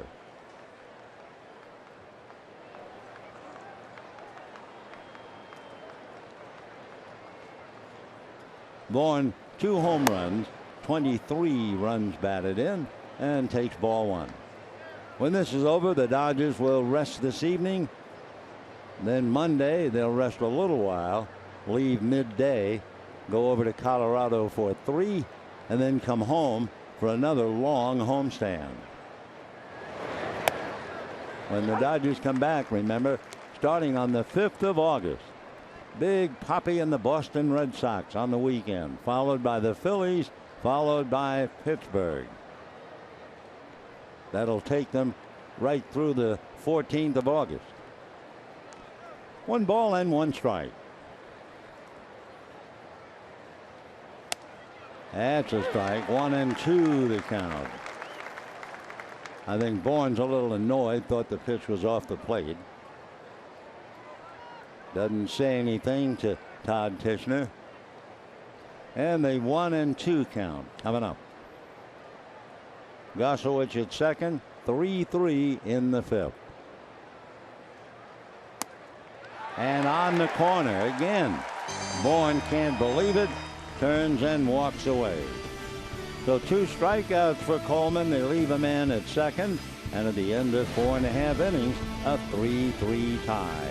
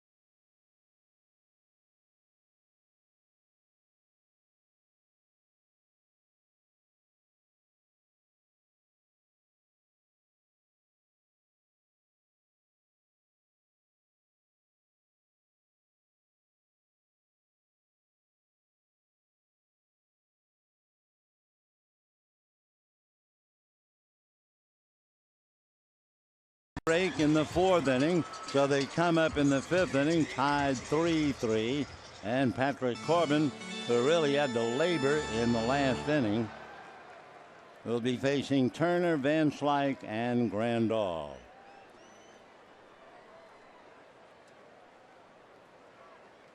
.74 pitches made by Corbin, So that means he made 28 pitches in the 4th inning.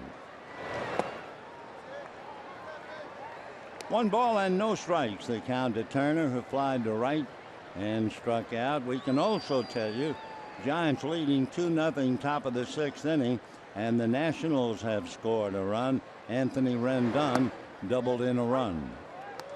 So 2-1 Giants. Nationals still hitting in the 7th. 1 ball and 1 strike to Justin Turner. Flied to right and went down swinging.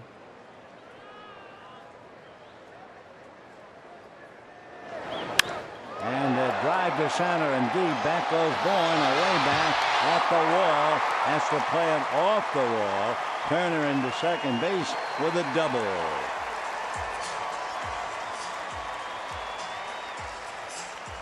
So Michael Bourne unable to catch up on that ball hit by Justin Turner.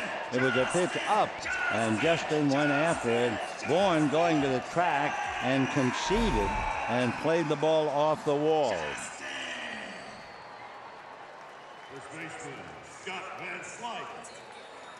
So a couple of doubles.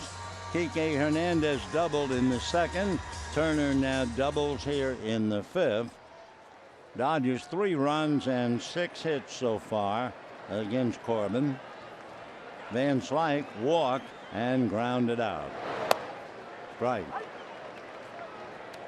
Bud Norris started, but made only 13 pitches. Couldn't get loose. His back was bothering him.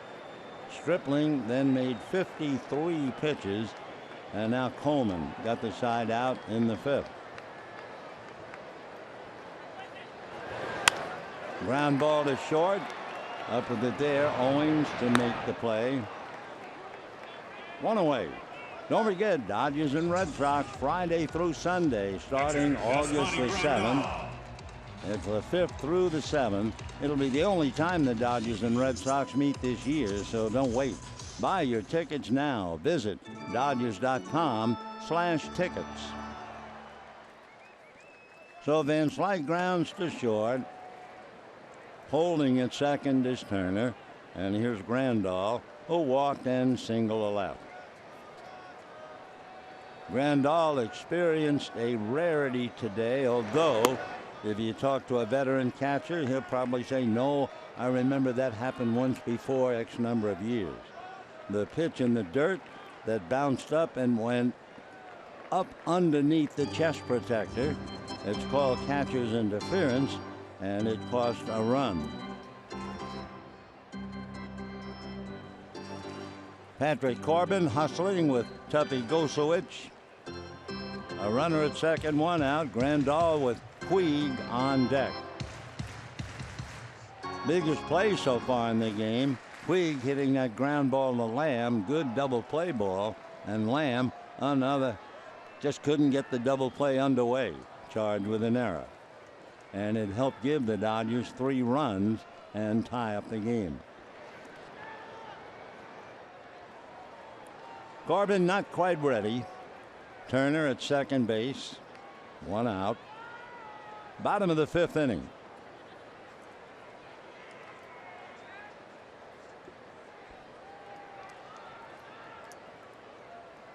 Corbin's pitch count up to 80. Not a ball thrown, however, in the bullpen. Pitch in for a strike. In all honesty, at least in the 2 games, the Arizona bullpen has really come up short. Hudson, Curtis, Delgado, Leon.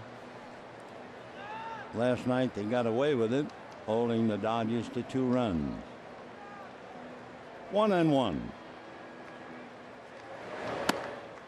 Fastball off the corner, ball 2. Luis Avilan, the left-hander, begins to warm up. So it's been Norris, then Stripling and Coleman, and Luis getting ready.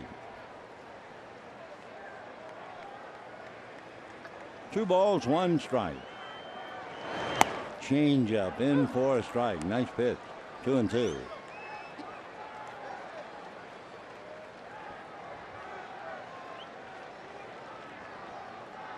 A very light breeze, barely a zephyr. stirring the flag in center field. 2-2. And ground ball foul down to Chris Woodward. 3 runs, 6 hits for the Dodgers. 3 runs, 3 hits for Arizona. Arizona with an error and the Dodgers committing 2.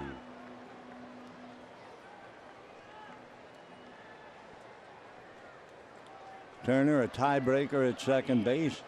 Grandal trying to pick him up. And a little breaking ball takes care of Grandal. So here's Yasiel Puig. Hit into a force play in the first inning. Reached on the big error, the biggest play of the game, by Jake Lamb.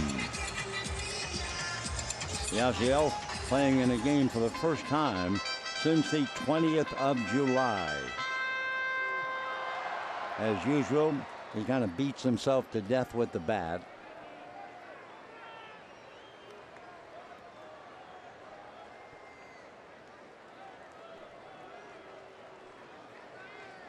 Two out, tiebreaker at second. Puig trying to pick him up.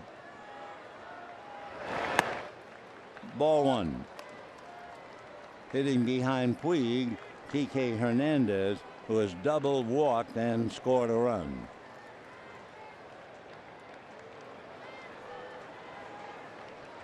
One ball and no strikes.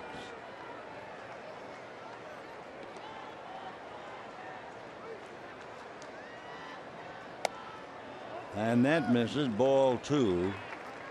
2-0.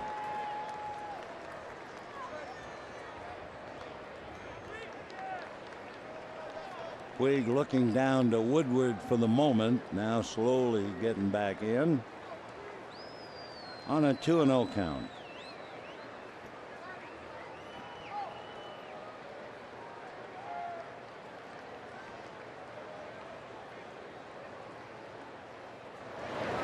And a drive into left center field. Racing over a dying try. The ball of Tomas's glove. Scoring Turner.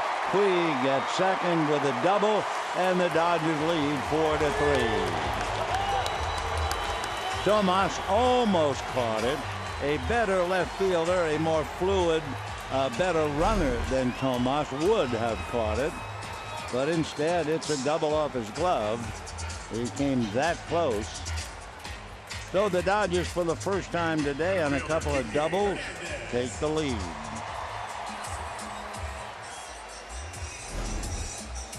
Hernandez doubled, walked, scored a run. Mike Butcher says, hold everything. I want to talk to my pitcher. So Arizona had a 3-0 lead disappear. Started by the error by Jake Lamb, and it never got any better. Meeting at the mound, everybody getting together, I think, try nothing else, trying to pump up Patrick Corbin. So Turner doubled, and with 2 out, Puig doubles.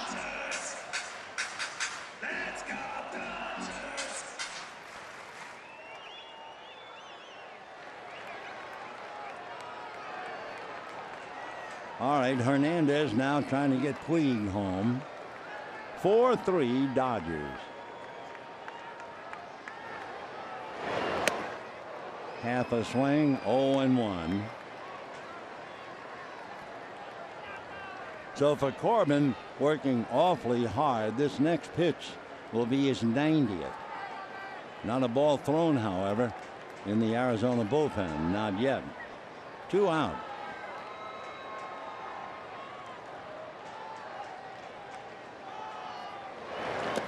In the dirt.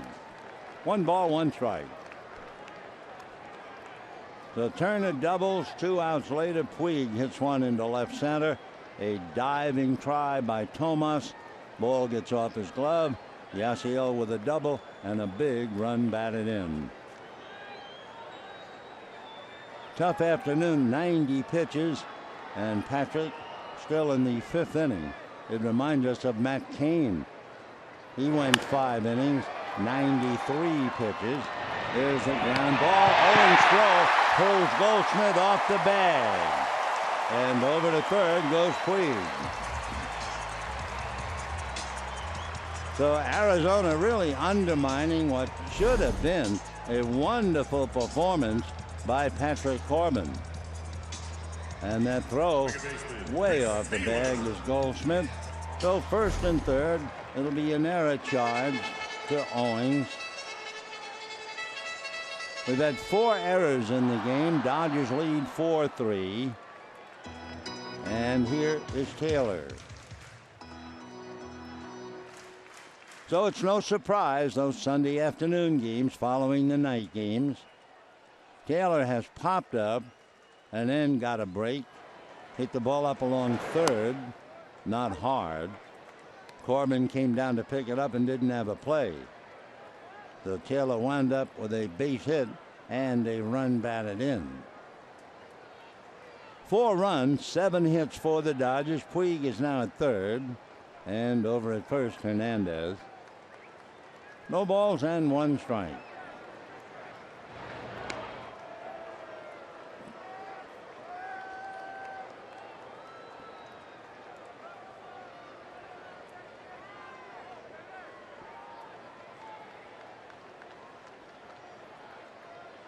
Four 3 Dodgers trying to keep pace. The Giants winning right now 2-1 last we checked. That's a strike to Taylor. When he came up in the 4th inning, he came up with the bases loaded. He had hit a grand slam in July against Arizona.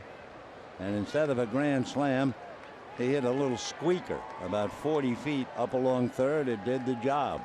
Base hit, run batted in. 0-2. 1-2. Jock Peterson is out on deck. If the inning continues, he would bat for Coleman. Avilan has been throwing in the pen.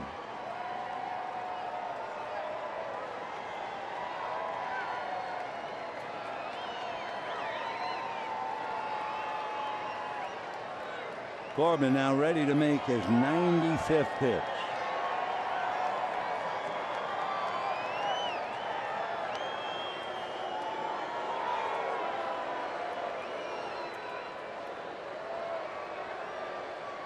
Last we checked, 2-1. Giants leading the Nationals. We'll see if there's another report.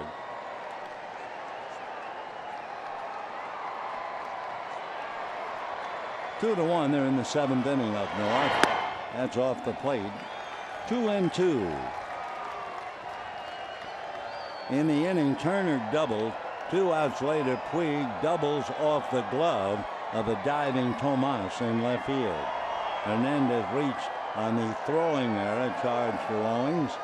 And now here's Taylor. 2 balls, 2 strikes, and Peterson on deck. 2 out. Fastball fouled away.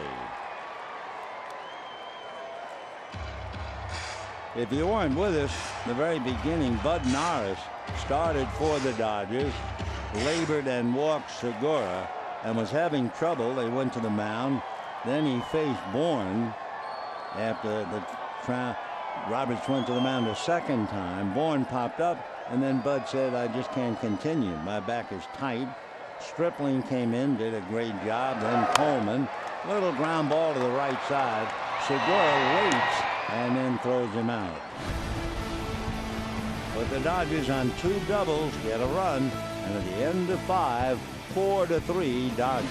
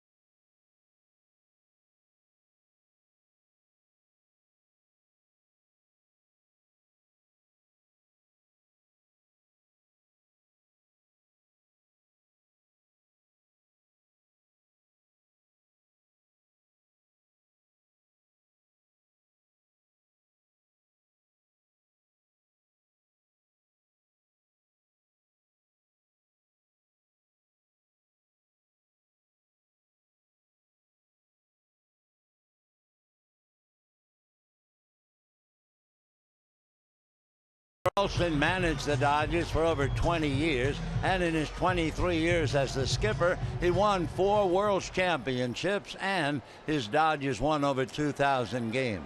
Well, on this day, Walter Alston went into the Hall of Fame, could not attend personally because of a heart attack. Let's get back to this one.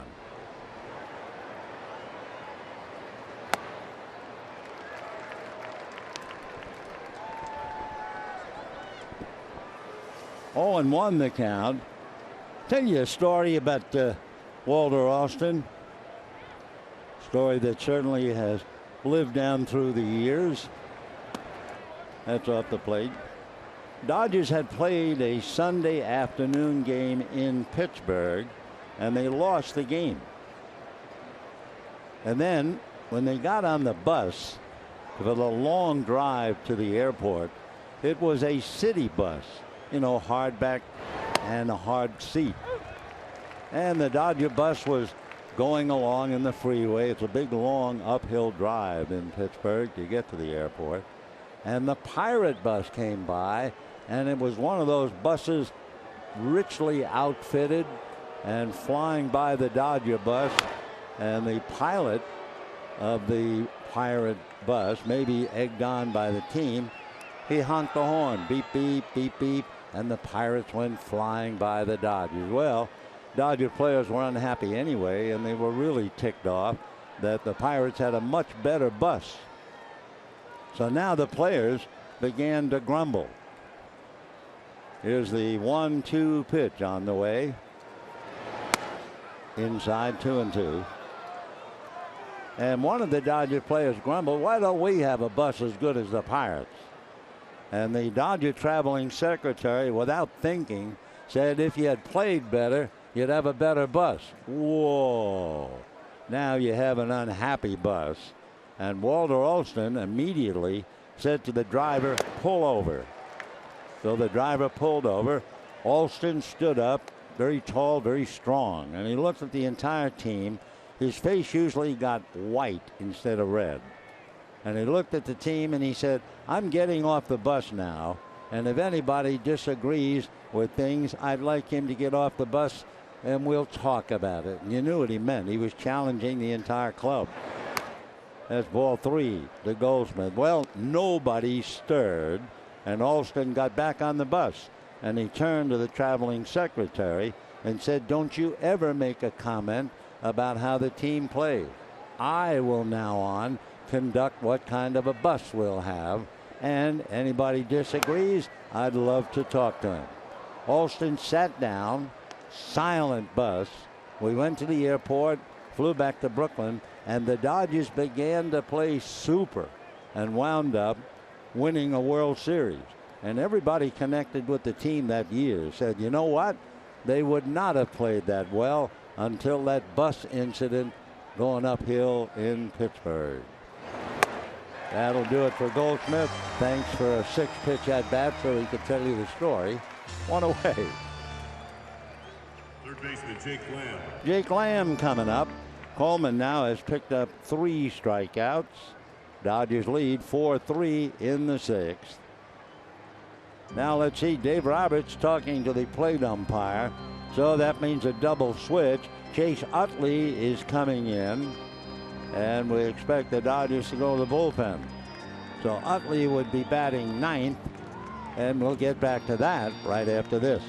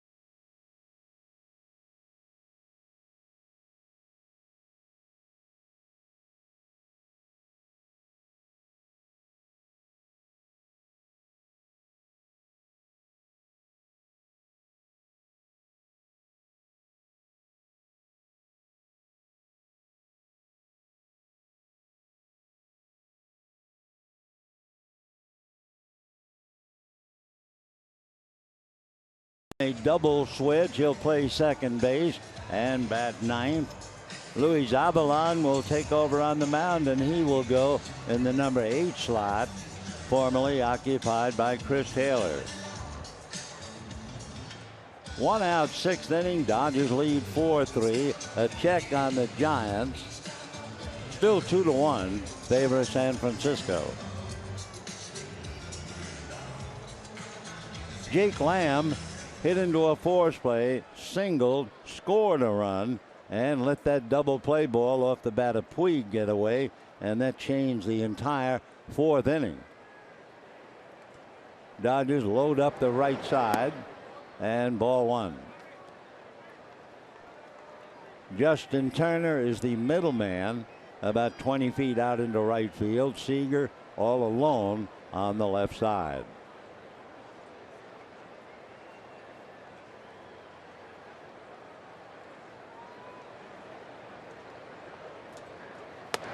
In on the knuckles.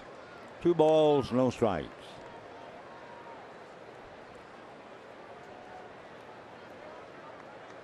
Dodgers using Norris, Stripling, Coleman, Avilan, Patrick Corbin so far, but they're backing him up with Leon and Hathaway.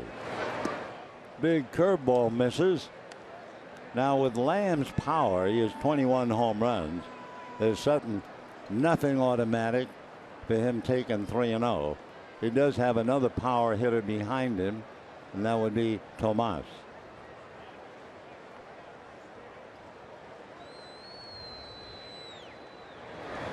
Fastball, and that missed for ball 4. Remember back in the 4th inning, that weird play involving Yasmani Grandal when the pitch bounced in the dirt, came up underneath his chest protector, and the run was scored. There was a big debate. What the heck do you call that? And we thought, well, maybe it's catcher's interference. The scorers tell us no. That pitch in the dirt, 1 in a million that it would bounce up underneath the chest protector, allowing a run to score. It was ruled a wild pitch. 1 for the books.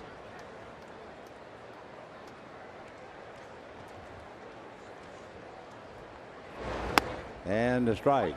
A little frustrating for Dave Roberts. He brings in the left-hander to get the left-hand batter. Instead, Lamb walks. So now you have Tomas, then another left-hand hitter in Peralta. Lamb at first, representing the tying run.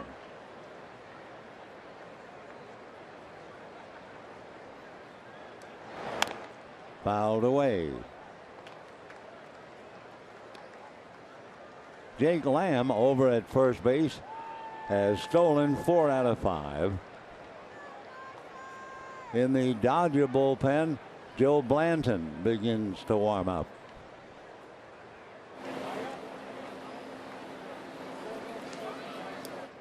Oh, 0-2. Breeze blowing left to right, picked up a little bit.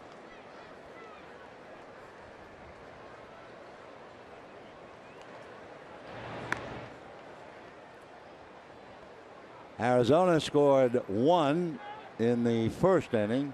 2 more in the 4th. Dodgers came back with 3 in the 4th, 1 in the 5th, and lead 4-3. Arizona has not won a series here at Dodger Stadium since 2013. 1-2.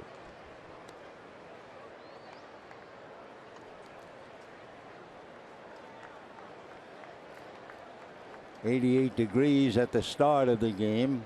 Crowd kind of sitting back in the heat.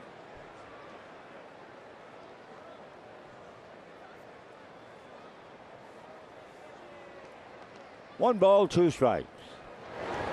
In the dirt, blocked nicely by Grandal, and we have a 2-2 count.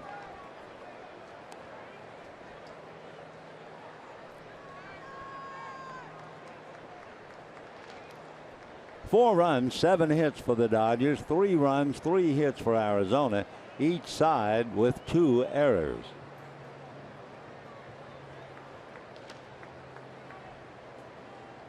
Tomas grounded to third, single to short.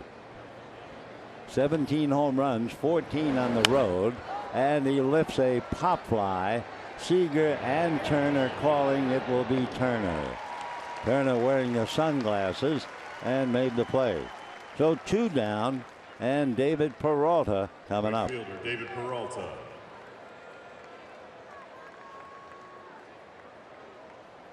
David Peralta grounded out in the 2nd inning. Hit into a force play in the 4th. Grounded out. It was Scott Van Slyke taking a base hit away from him.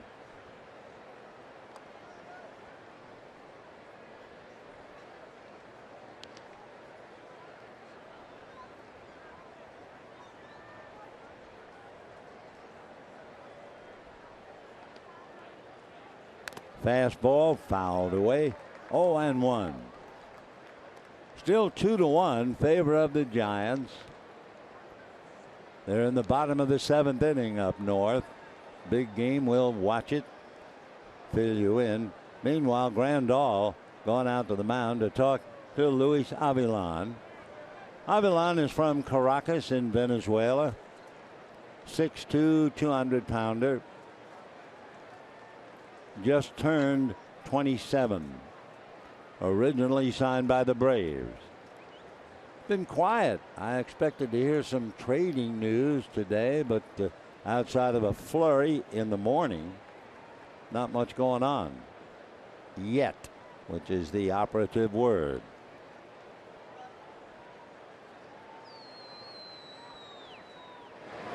Fastball on the hands, foul back. 0-2 to David Peralta.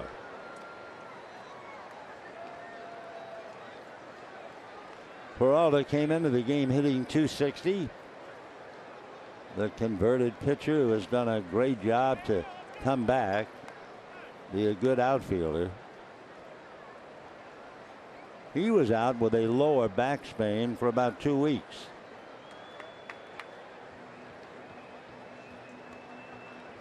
He loved to repeat last year. Last year he hit .312, 17 home runs.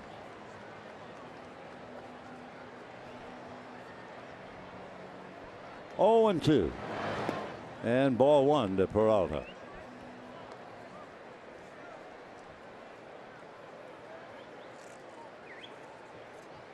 Dodgers will leave and go over to Colorado. Colorado hanging tough. Dodgers have won 6 of 9 against Colorado. 2 of the 3 played in Denver. 1-2. 2-2. Giants got another run. Bottom of the 7th inning. Angel Pagan singles in. Denard Span. Giants leading 3-1. Bottom of the 7th. Dodgers lead 4-3 here in the 6th.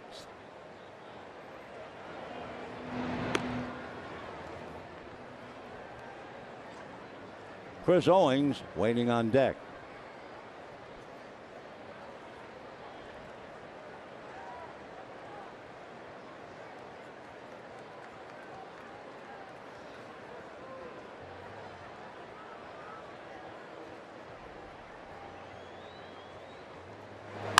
And ground ball. Chase Utley gets a chance, just getting in the game, and that's the inning. No runs, no hits, a walk, and a man left. And at the end of 5.5, 4-3 Dodgers.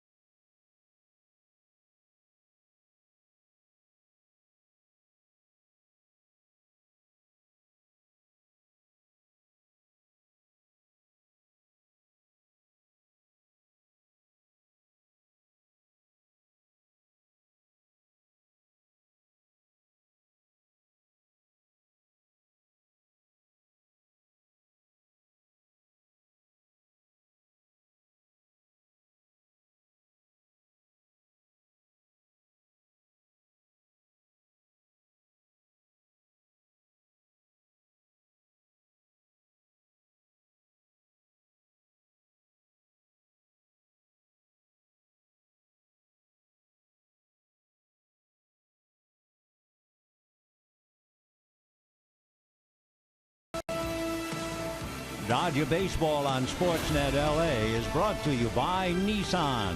Choose Nissan today for great offers on our most exciting lineup ever. Shop online at choosenissan.com. And by Children's Hospital Los Angeles. We treat kids better. Bottom of the sixth inning, the Dodgers sailing along, leading 4-3. It'll be Utley, Kendrick, and then Seager against the hard-pressed Patrick Corbin. Corbin has made 97 pitches. Number 8 is a ground ball to the middleman out there on the grass at Segura. 1 pitch and 1 away for Utley. So you can receive a Howie Kendrick bobblehead. That would be Tuesday on the 9th. Dodgers and Phillies. Kendrick bobbleheads will be available to the first 40,000 fans in attendance, courtesy of Farmer John. For tickets, visit Dodgers.com/promotions. 1 pitch, 1 away. Here's Kendrick, struck out twice, single to right. And a strike. This figures to be Patrick Corbin's last inning. Leone is throwing back of him, and Patrick is due up third in the 7th. Kendrick struck out in the first, struck out in the second, and then came up with a base hit to score Hernandez in the 4th.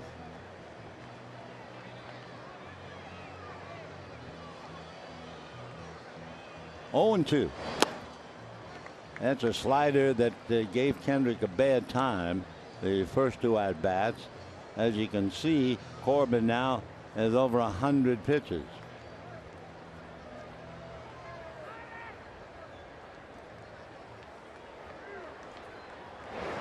And that's the same pitch and misses. Looking at Corbin's work, he had back-to-back games in June. 103 pitches against Toronto and 100 pitches against the Dodgers. The Dodger game was against Kershaw. And Kendrick is hit by the pitch.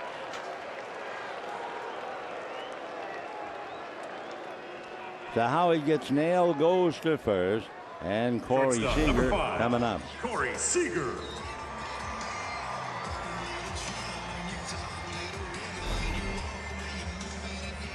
Those 2 games that we mentioned, along with a game way back in early April, that was a 105 pitch game. So he's only pitched 100 pitches 3 times this year. Now he's made 103, and he's only in the 6th inning.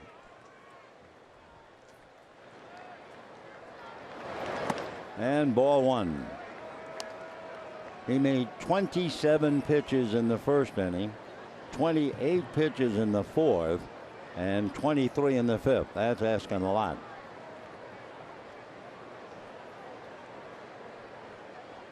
One ball, no strikes. Off speed. 1-1.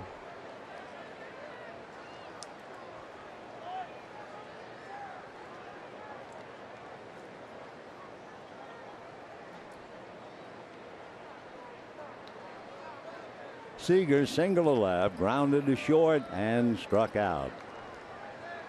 1 ball, 1 strike.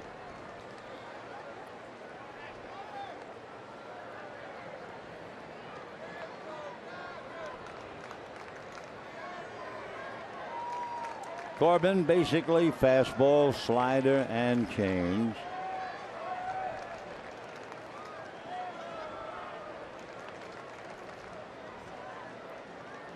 One and one. Check swing. It's going to cost a strike. And the count 1-2. By the way, they're moving to the top of the 8th inning at AT&T Park. Giants 3, Nationals 1. 1 ball and 2 strikes to Corey Seager. Kendrick at first with 1 out. 4-3 Dodgers, 6th inning.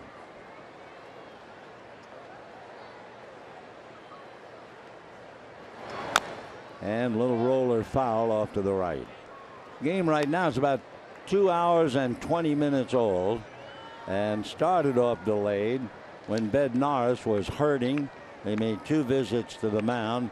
Norris could not continue.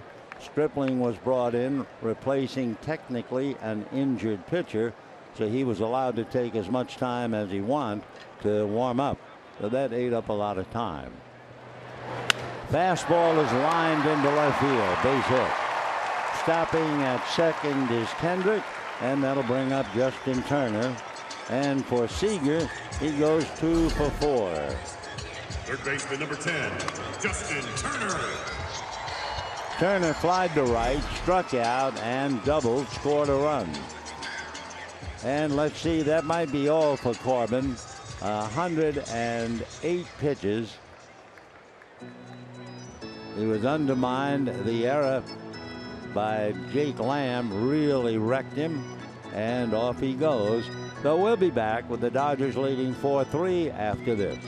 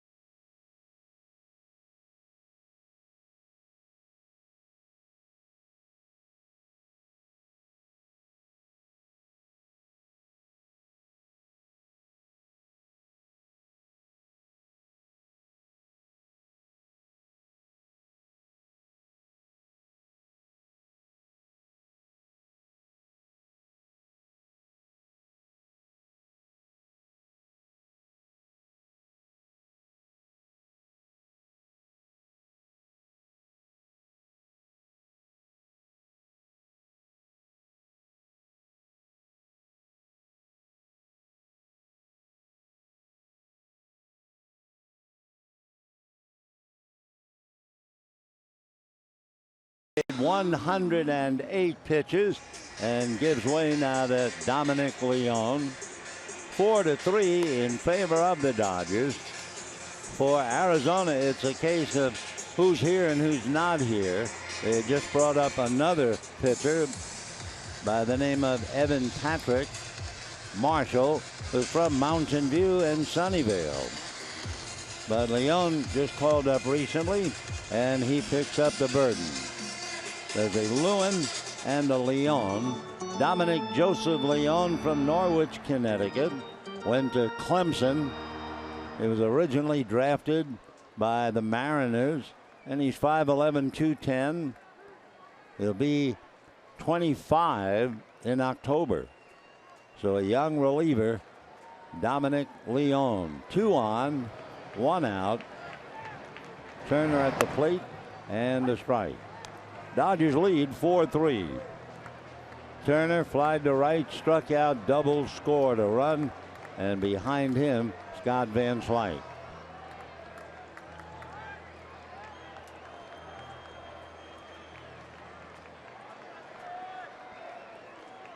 Kendrick, Seager out on the lines. Slider missing, and a 1-ball, 1-strike count.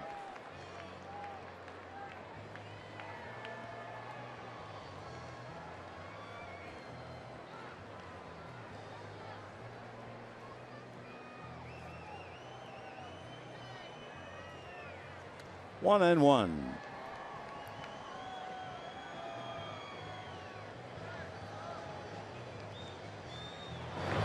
Fastball, but high. 2-1 the count. Leone went from the Mariners directly to the Diamondbacks back in 2015. He came over along with Wellington Castillo for Mark Trumbo. 2-1.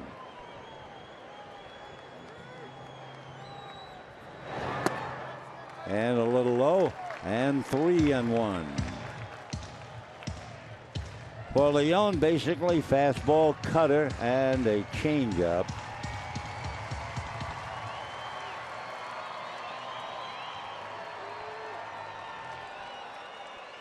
Three and 1 to Justin Turner.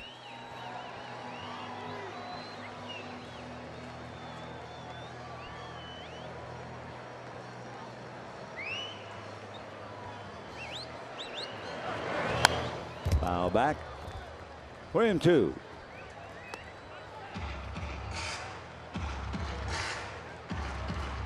Arizona and the Dodgers have played 11 games.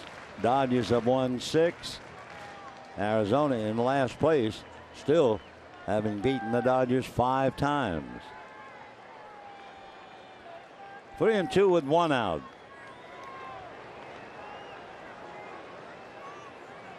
On deck, Scott Van Slyke. Runners at the ready, and Leon spins off the rubber. Kendrick and Seager out there with 1 away.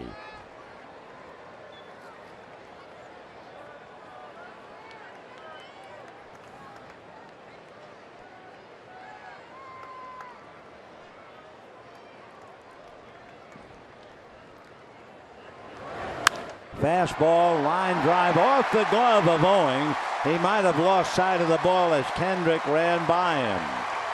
So a base hit off Owings' glove. Kendrick scores, and the Dodgers lead 5-3.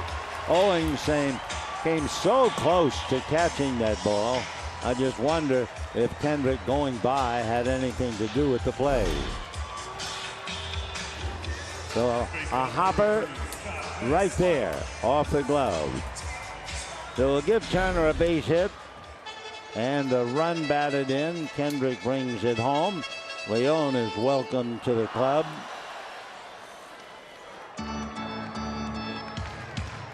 Five to 3 in favor of the Dodgers. Here's Scott Van Slyke.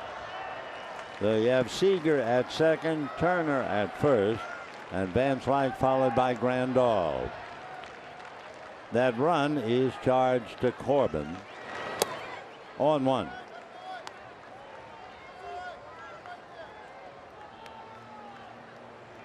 So Arizona led 3-0. Dodgers tied it up with 3 in the 4th. Picked up a run in the 5th and a run here in the 6th. The Giants still leading 3-1, and they're in the bottom of the 8th inning now against Washington. 0-2 the count to Van Slyke.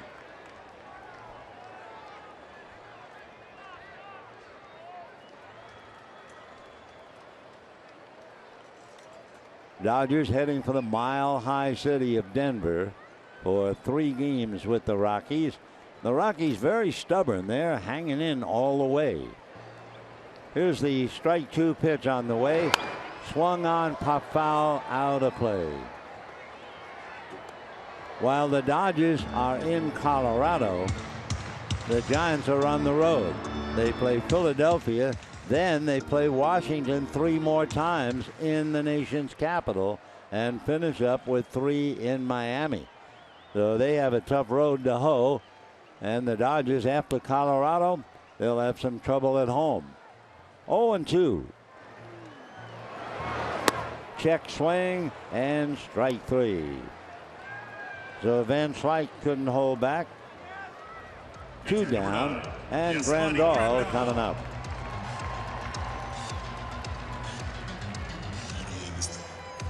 Dodgers 5 runs, 9 hits. Arizona 3 runs, only 3 hits. They had a base hit.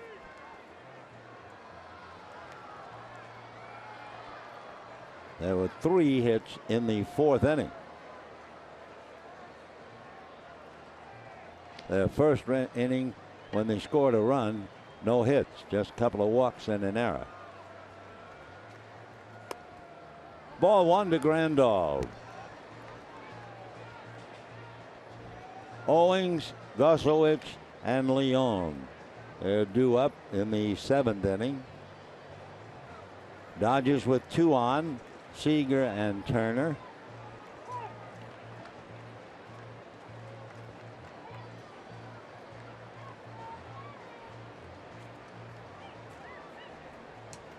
1 ball and no strikes.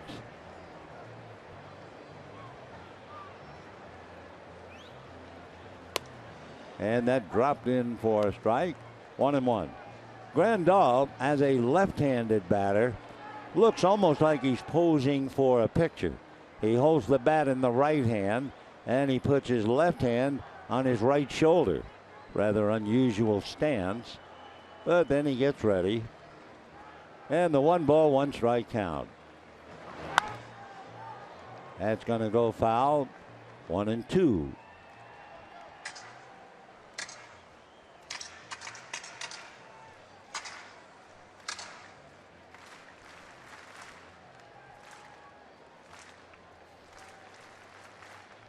Norris, Stripling, Coleman, Avilan for the Dodgers. Corbin and Leon so far for Arizona. 1-2. High fly ball into deep left center. Back goes Bourne at the track. It is gone. 3-run home run, and the Dodgers lead 8-3.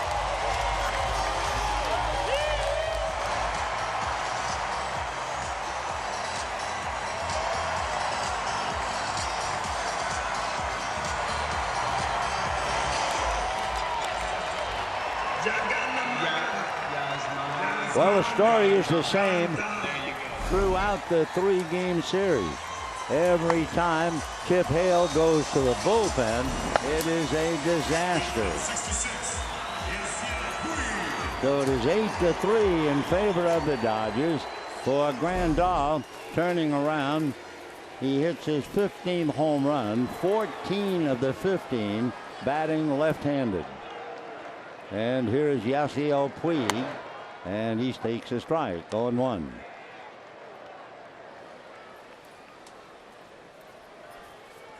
Five runs charged to Corbin. 3 more charged to Leon.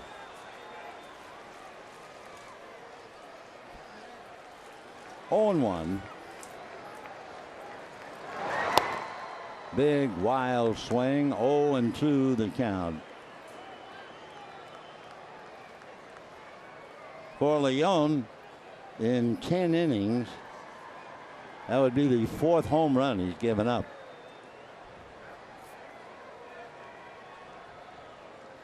0-2 to Puig.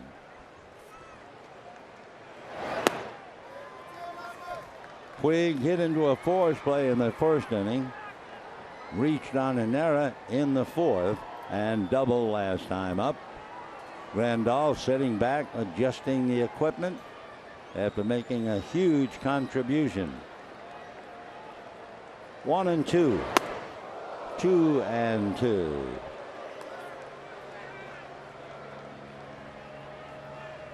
Grandal today has a walk, a single, and the 3-run home run.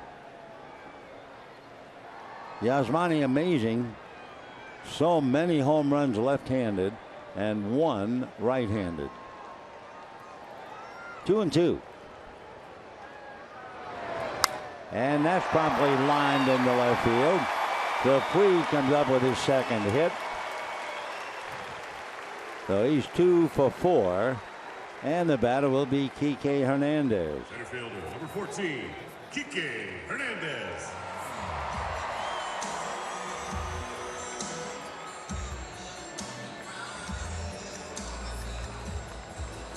Three hits and 3 runs charged to Leon. Actually 2 of the 3. Seager, who scored on the home run, belonged to Corbin. 8-3 in favor of the Dodgers, trying to take 2 out of 3 from a team that has given them a bad time. You consider Arizona a last place team, and they have won 5 of 11 against the Dodgers. But their bullpen has really given it up in this series. 1 ball and no strikes. 1-1.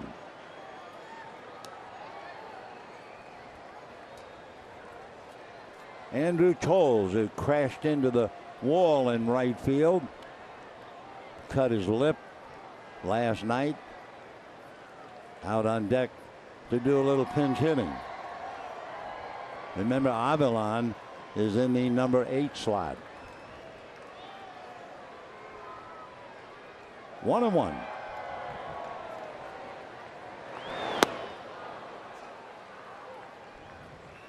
Kike out on the DL for so long, and then his very first at bat, he doubled in the second inning.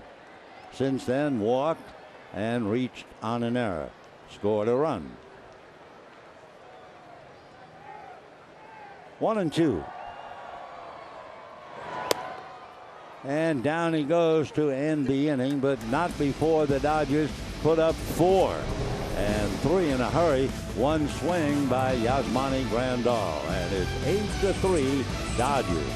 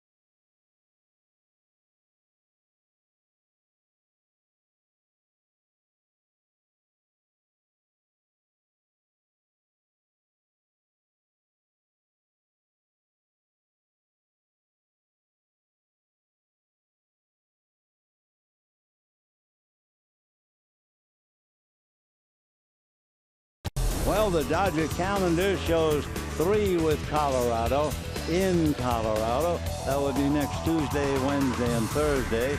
Dodgers then come home. They have 3 with the Red Sox, 3 with the Phillies, and 3 with the Pirates. A long 9-game homestand with a day off on the 11th. Dodgers leading handily 8-3. Joe Blanton will now pick up here in the 7th inning. And he'll face Chris Owings, the shortstop. You know, we mentioned earlier about that few moments in the Giant game. Matt Cain was due to bat. Madison Bumgarner pinch hit and doubled. Samardzija ran for him and the run scored. Though Bumgarner at it again with the bat as well as his talented left arm. That's going to be popped foul off to the right. Figures to go out of play and does. Hits the roof. Kangaroos back about 8 or 10 rows. So Bumgarner now has pinch hit 5 times this year. He has 3 hits and a walk. And you know who he got the walk against? Aroldis Chapman. Now with the Cubs. The amazing Bumgarner. So Joe Blanton working on Owings, who has singled and flied to center.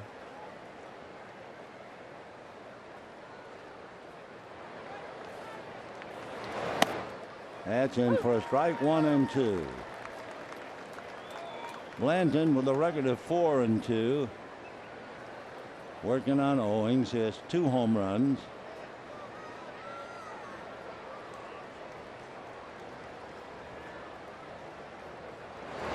Fastball, sliced foul, out of play.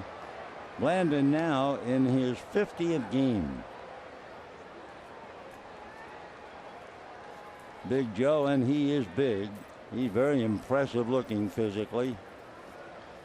He is 6'3" and a good 235.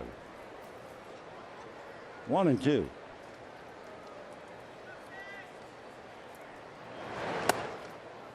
Checking at first, no swing. 2 balls, 2 strikes. Paid attendance, kind of a quiet crowd because of the heat. 42,380. 42380.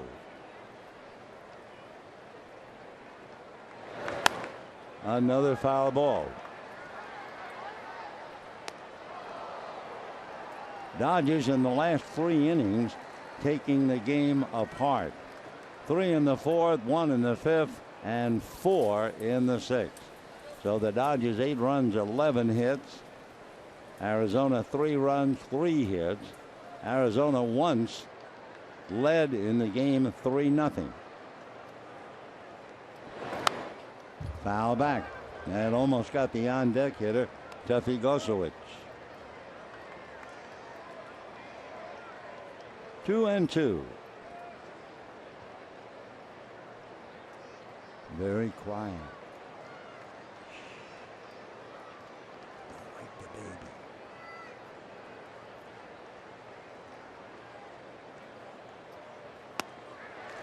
So down goes Owings. 1 out in the 7th. Blanton puts him away. And here comes Gosowicz. Pitcher number 8, Tuffy Gosowicz. Tuffy is grounded to short and walked. 0 for 1.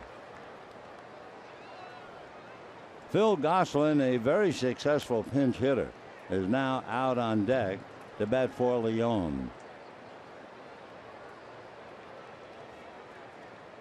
Gosselin 0 for 1 in the first game, but he doubled coming off the bench for his 12th pinch hit. 0-1 to Gosowicz, 1 out in the 7th. 8-3 Dodgers, trying to keep pace with the Giants. They're leading the Nationals 3-1 in the 8th. No balls and 2 strikes. Dodgers started with Norris, but he had to leave the game back stiffness in the first inning after making and trying to make 13 pitches. Ross Stripling then came on, and he was brilliant. That's fouled away. 0-2. Following Stripling, it was Lewis Coleman, Luis Avilan, and now Joe Blanton.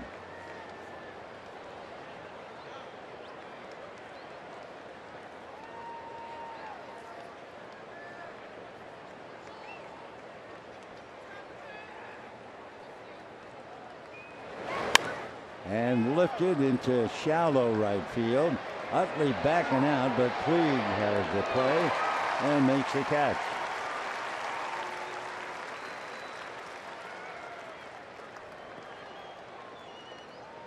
Two down, 7th inning, and here now is Gosselin. Phil 1 for 2 coming off the bench.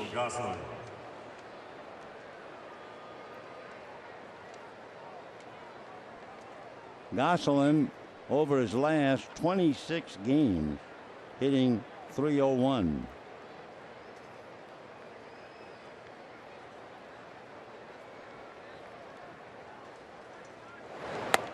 And a strike.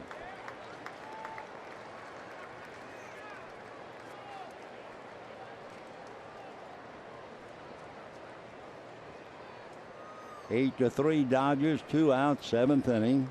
Blanton trying to finish off the inning quickly as possible. Line drive caught by Blanton. Joe's glove found the ball, and so Gosselin, who is a pretty good hitter coming off the bench, especially losing a base hit on that. Great play by Joe. Down go the D-backs, and it's still 8-3 Dodgers.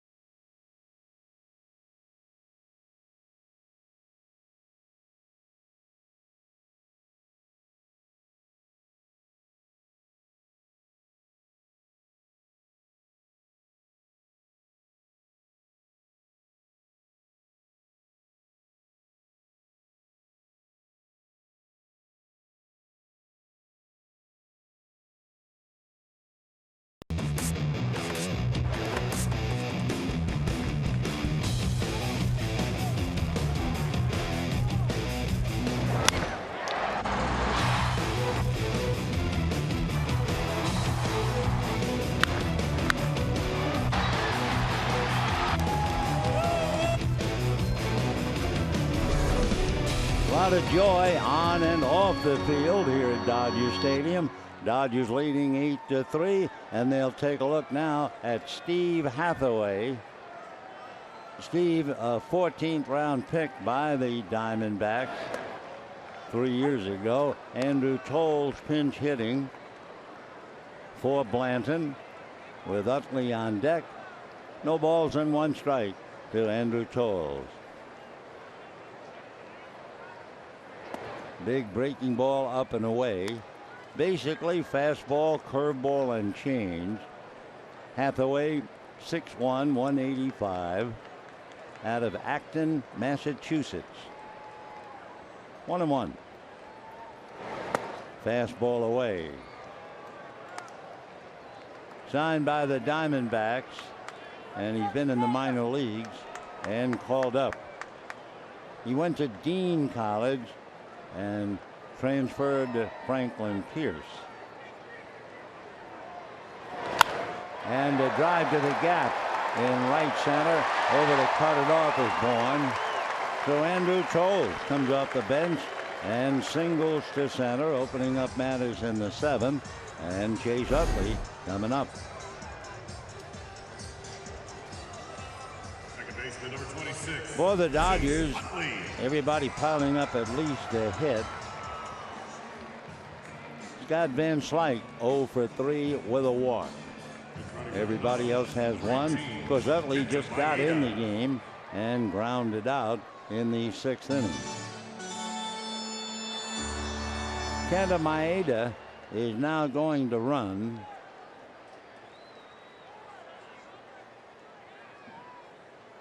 So Tolles, who ran into the wall and can outrun just about everybody, but apparently not 100%. So Maeda running for Tolles. That's a surprise. Dodgers 8 runs, 12 hits. Arizona 3 runs on only 3 hits. And a strike.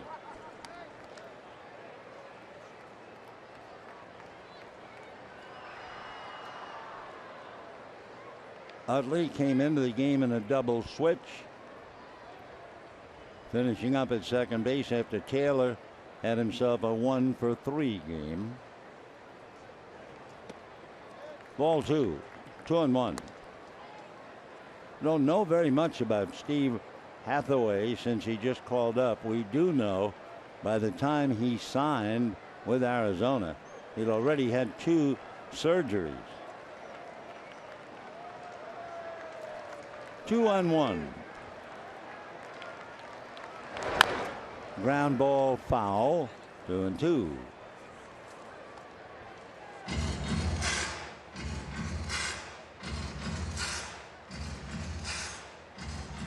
Hathaway was pitching for Reno, and they called him up after the game yesterday. Left-hand hitters, at least in the minors, hit only .212 against him, but he faced Tolles, who promptly singled. And so does Utley, another left-hand hitter, and that's in the gap. Over to get it is Bourne, and the Dodgers will have runners at second and third, and nobody out. So obviously it's a big difference pitching to left-hand batters at Reno, and left-hand batters Tolles and Utley both rough him up. Maeda now at third.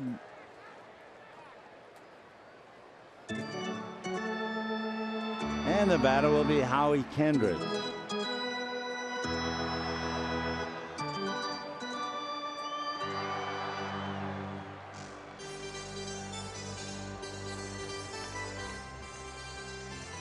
So the 25-year-old Steve Hathaway faces 2 batters.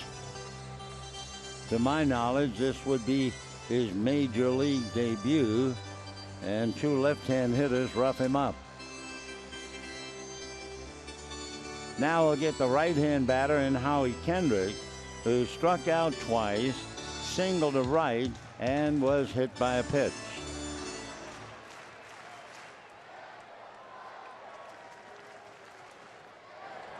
Infield up on the right side, halfway on the left, and a big breaking ball misses for ball one. Pretty tough to make your major league debut. Of course, he met a lot of the players, I'm sure, in spring training.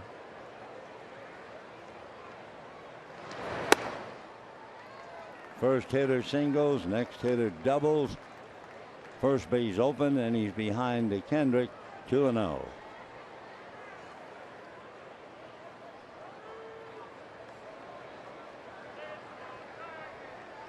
Dodgers lead, trying to add to an 8-3 lead. That's a strike.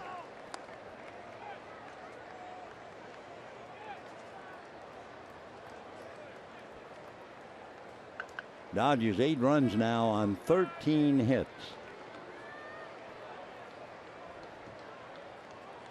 Two and one. And a strike, 2-2. We're in the bottom of the 7th inning. The game is 3 hours and 2 minutes old.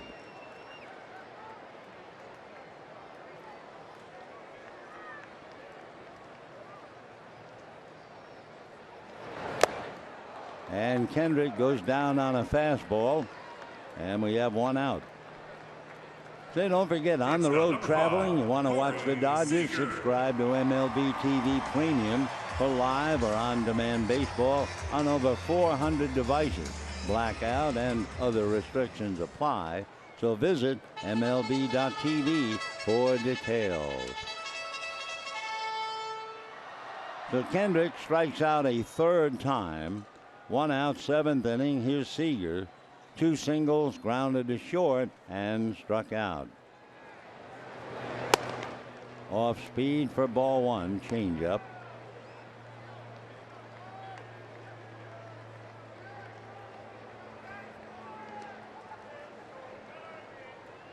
Seager's base hit in the 6th inning. He was aboard in that 3-run home run by Grandal, and that's 1-1. They're in the top of the 9th inning. The Giants are leading the Nationals 3-1, and there is 1 out. Giants go out on the road, and they're going to play Washington again. 1 ball, 1 strike. Fastball tied him up, but it must have hit the bat. Indication foul tip by Todd Tishner. Seager's gesturing, what are you talking about? So Todd made the call. 1-2 the count to Corey Seager.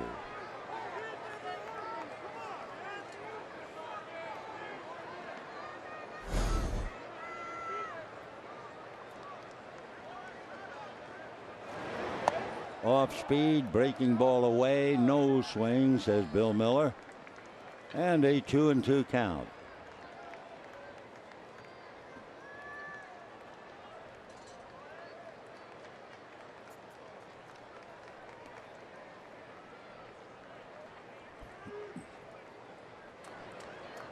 Pedro Baez warming up now in the Dodger bullpen. Change up around the eyes. So with first base open, Hathaway has gone 3-2 to Seager. Justin Turner, who is 2 for 4 on deck.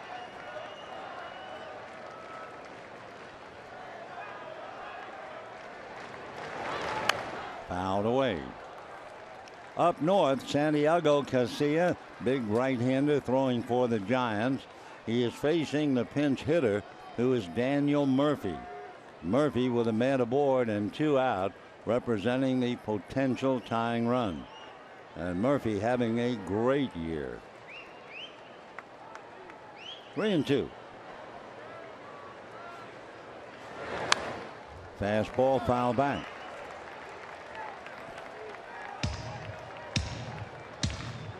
Eight runs, 13 hits, 2 errors for the Dodgers. 3 runs, only 3 hits for Arizona. They have not had a hit since the 4th inning. curveball whacked to right field, no doubt about it. 3-run home run, and it is 11-3 Dodgers. And a young left-hander who's accustomed to getting left-handers out in the minors is treated somewhat rudely by the left-hand batters of the Dodgers. Messrs. Cole, Utley, and now Seager.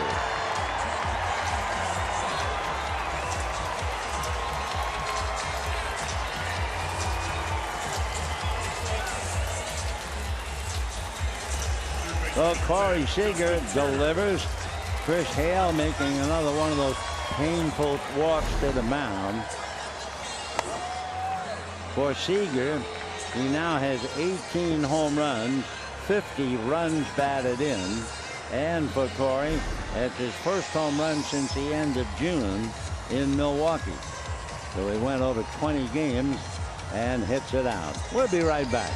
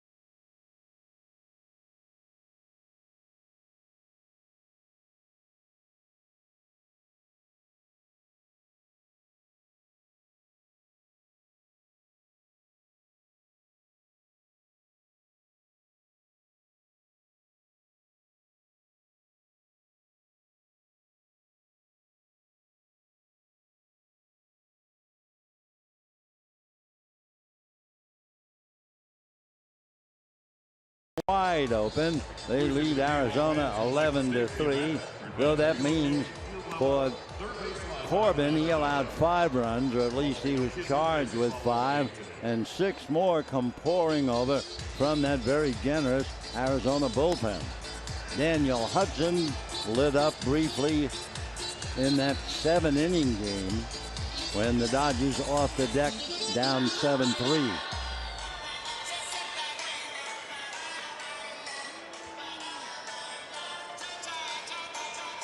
Hudson in the 7th inning gave up the 2-run home run to Jock Peterson. So Seager with 3 hits, 2 singles, and a 3-run home run. Corey having another ball, and here is Turner. Ball 1. By the way, Daniel Murphy went to the plate, 9th inning, a man on, representing the tying run with 2 out. And Murphy struck out. Giants won the game 3-1.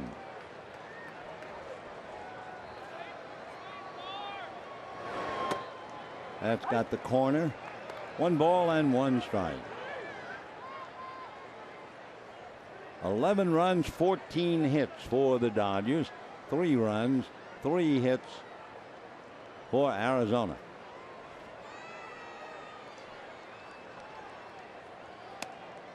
That's a strike. 1-2. Daniel Claiborne Hudson. Unfortunate, good pitcher, but he's had 2 Tommy John surgeries. He was a 16-game winner, but that was back in 2011. He spent more time recovering from being under the knife than he has pitching. 2-2 the count. Daniel Hudson from Virginia, a lot of good ball players in that area, and he actually played Little League with Justin Upton.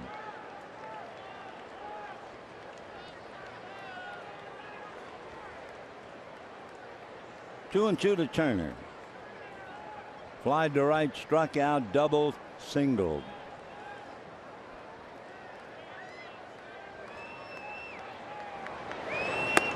High fastball, and down he goes. So Hudson picks up a strikeout. First baseman number 33, Scott Van Slyke. Scott Van Slyke on the outside looking in. The only Dodger without a hit. Scotty walked, grounded to short twice, and struck out. Hitting ahead of Yasmani Grandal.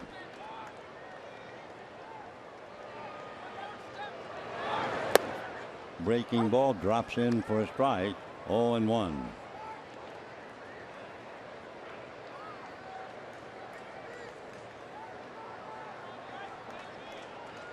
Daniel Hudson last pitched in 2012, underwent surgery, didn't pitch again until September of 2014. And he talks about his emotions being allowed to come back.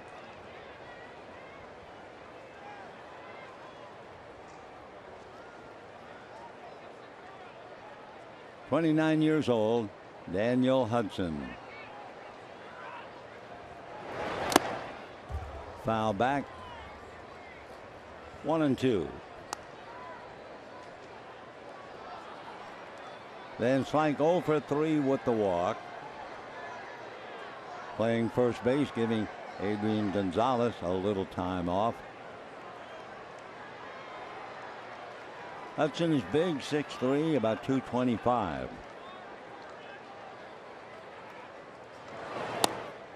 And that's low, 2-2.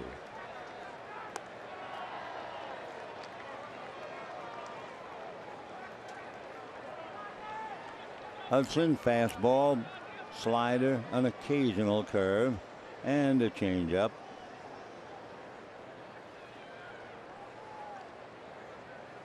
The four-seamer that rises and the two-seamer that sinks, and that's hit foul. Still 2-2 to Scott Van Slyke. January, Hudson signed a one-year deal avoiding arbitration with Arizona.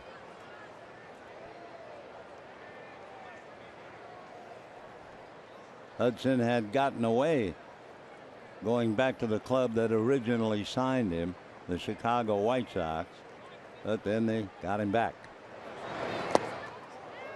Inside, almost hit Scott. 3-2 the count.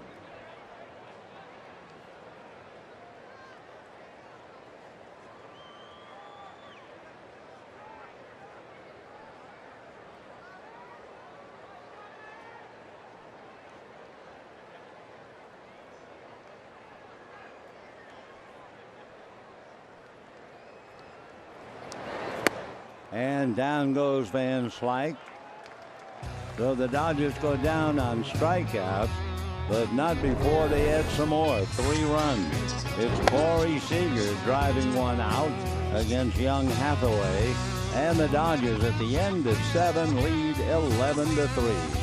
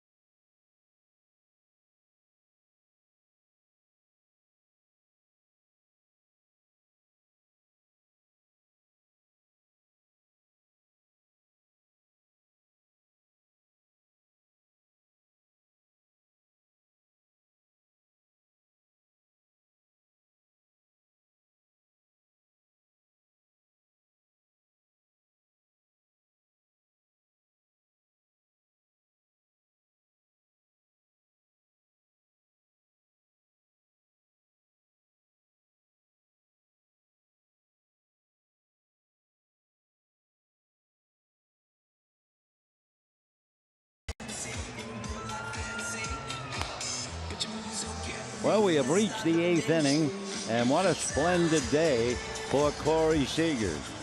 Seager now has 11 3-hit games, including 2 singles on a home run today to make it 11. Ledmus Diaz has 7, Hyun-Soo Kim 5, Nomar Mazara 5, and Trevor Story 5.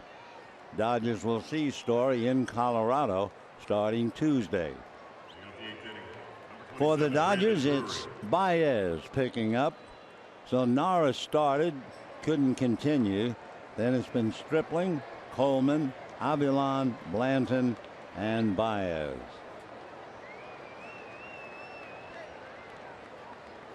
Brandon Drury is going to bat for Segura. So Gene will have the rest of the day off. He had walked, grounded out twice. So here's Drury. Remember, last night, Segura batted in the 7th inning against Baez, who hit him partly on the arm and partly on the rib cage. 1 ball and no strikes. Drury started at second base last night. Segura played short. And Drury 1 for 4, singled against Baez in the 7th inning last night. Was it only last night? Seems like about a week ago. It's 11-3 Dodgers. Line drive foul. Nice catch down there. Backhanded. That thing was hit hard.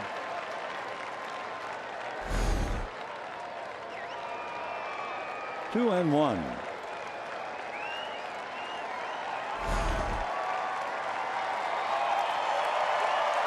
The crowd is cheering. I think it's a ball girl. Hard to say, but I believe I can see some hair hanging down the back, but that doesn't mean anything anymore anyway. Yeah, that looks very feminine, but she just made a great play on that foul ball. Got the loudest roar in quite a few innings.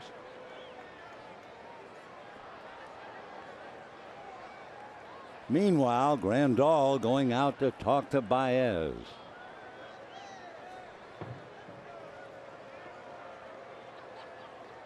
Drury, meanwhile, going over to the Rosenbach. That bat cracked on the last foul. 2-2. Drury has the fancy puppies. You can see those white shoes from up here.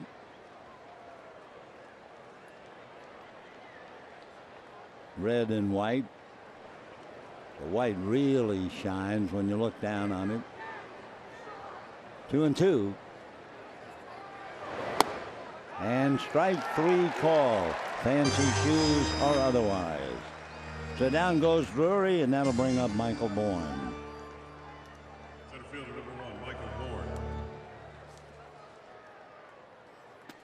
Michael Bourne popped up, struck out twice. 0 for 3. Bourne has appeared as a pinch hitter last night, fly to center, and went 1 for 4 in the first game.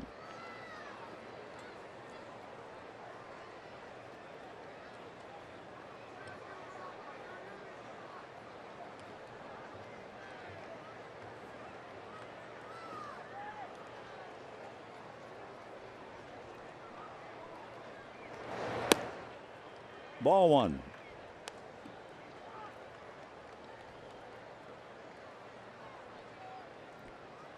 Bourne struck out in the 3rd and again in the 5th.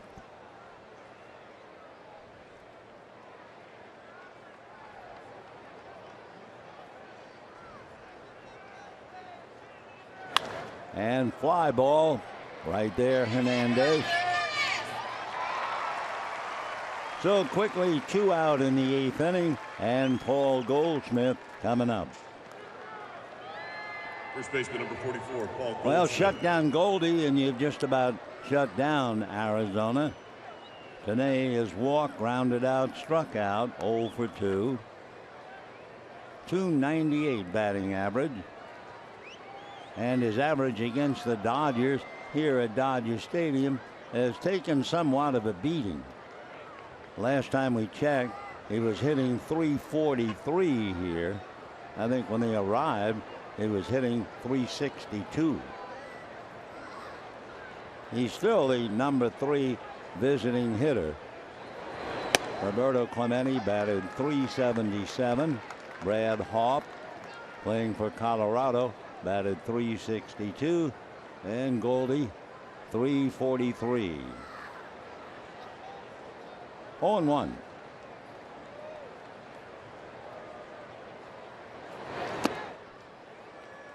One ball and one strike.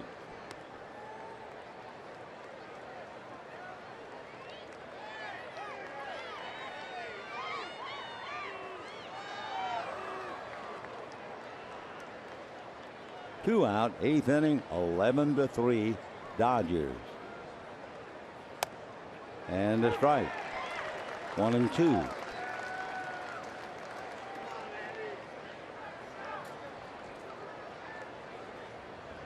Pedro Baez trying to lock it up, pitched 2 innings. Give Jansen a little bit of a rest. And the 1-2 pitch to Paul Goldschmidt. 2-2. Goldschmidt is big and strong and reliable. He's only been on the DL once, and that was back in 2014. He had been suffered with a broken hand, having been hit by a pitch. So he's a comfort in there every day. 2-2. Ball 3. Goldschmidt, 6'3", 245, 29 years old.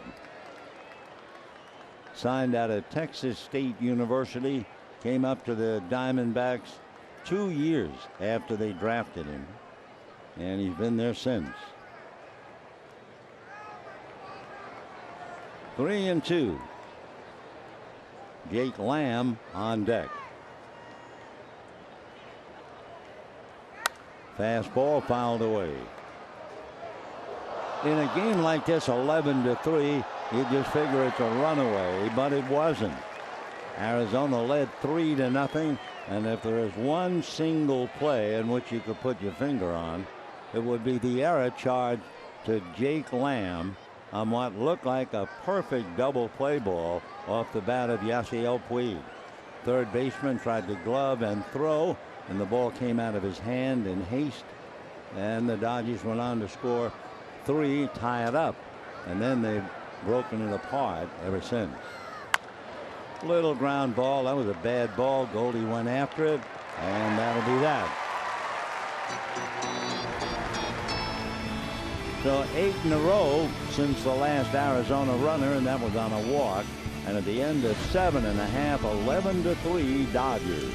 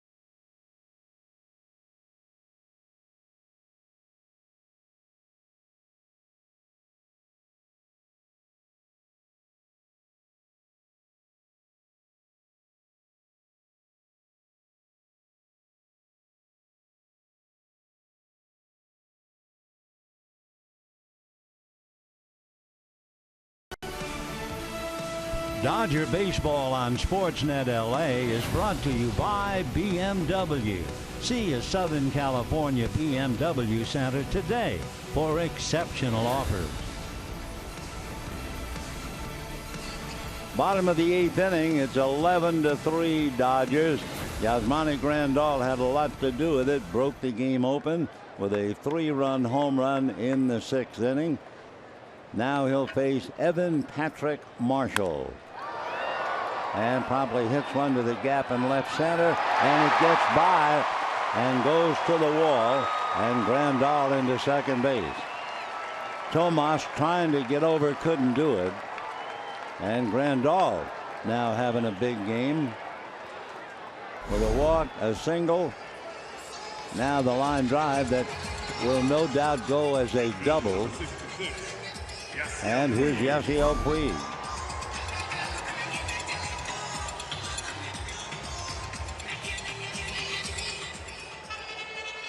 Evan Marshall giving up the double. Evan is from Mountain View, also lives now in Sunnyvale.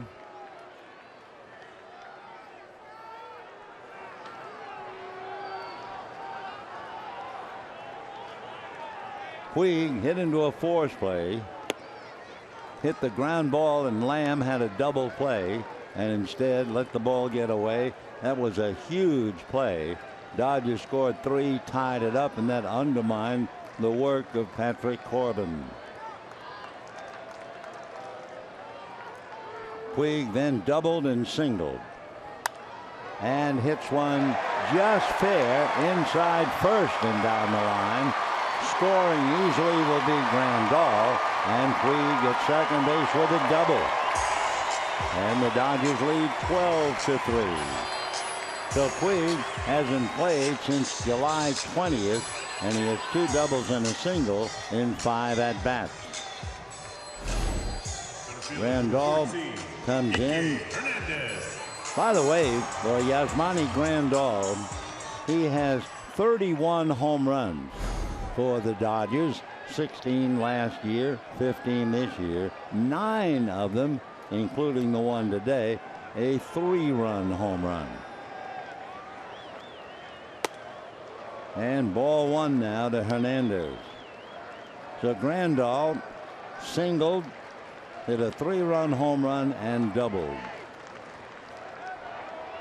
So he scored 3 times.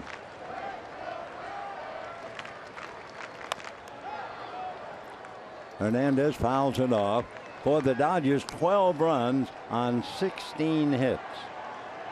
Arizona 3 runs, 3 hits. For Arizona, the party is over if the starting pitcher has to come out.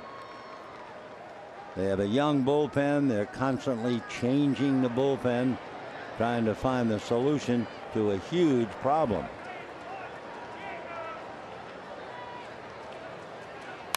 Foul back. Dave Stewart, Tony La Russa, Joe Carter.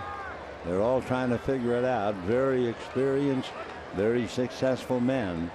But boy, it has been a heartache for them this year. And of course, Shelby Miller couldn't help. Zach Greinke went down, and they're in last place. They play so poorly at home, they're fortunate that they draw at 25,000 a game. I mean, they're 17-35 at home. So if you're going to have a team that loses a lot, better you lose them on the road. They're the other way around. 17-35 at home. Coming into the game, 26-26. 2-2.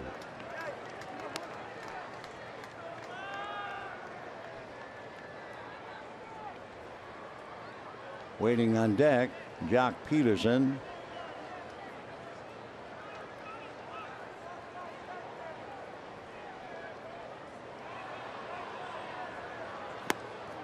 And down he goes. So Hernandez strikes out after back-to-back doubles. 1 out, and here's Peterson with Utley behind him. So Peterson hitting for Baez. Jock Peterson.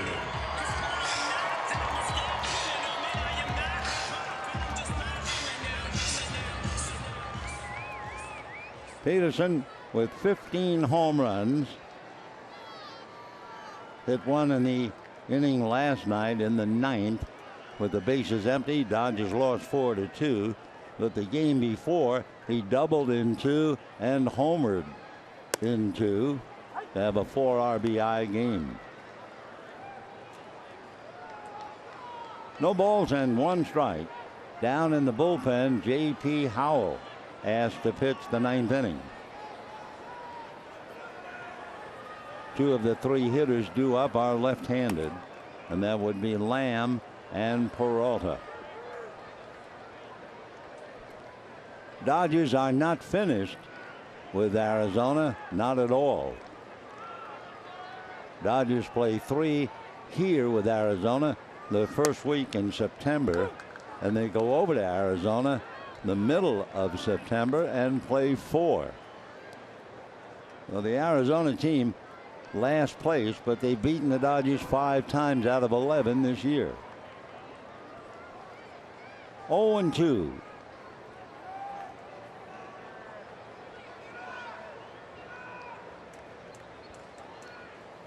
Fastball fouled away.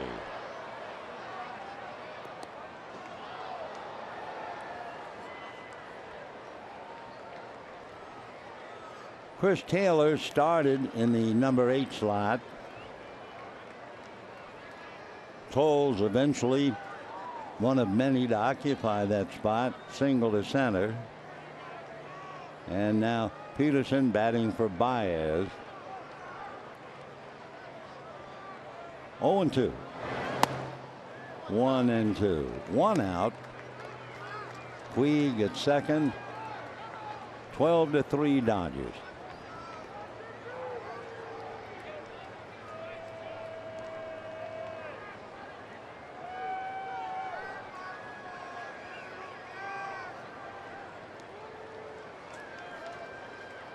One ball, 2 strikes. That's 2-2. 42,380 were with us.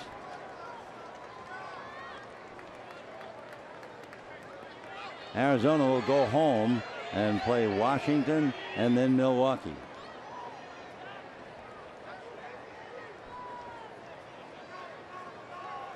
Two balls, 2 strikes. 2 doubles for a run, and the Dodgers lead 12-3.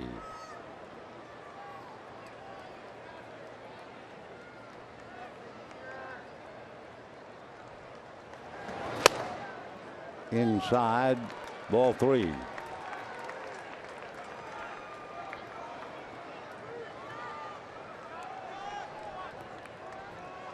Evan Patrick Marshall trying to get Peterson. Evan Marshall went to Kansas State University.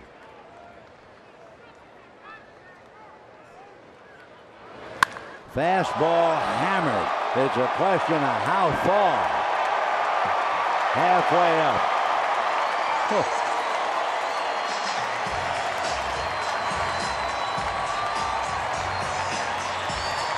So Marshall only in there for an inning, and he gives up 2, and the Dodgers lead 13-3.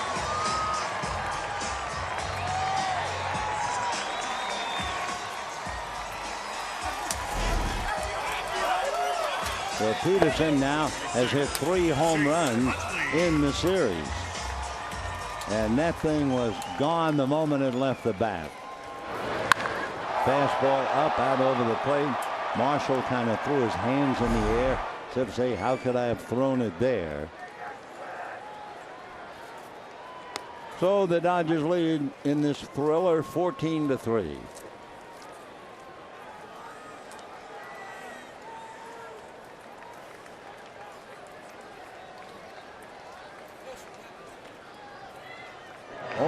To Utley. He's 1 for 2.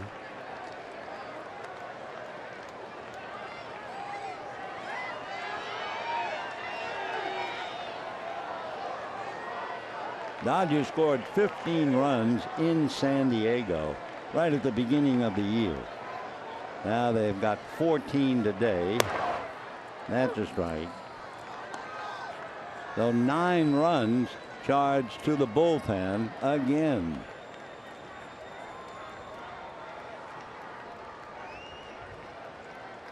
Utley grounded out and doubled.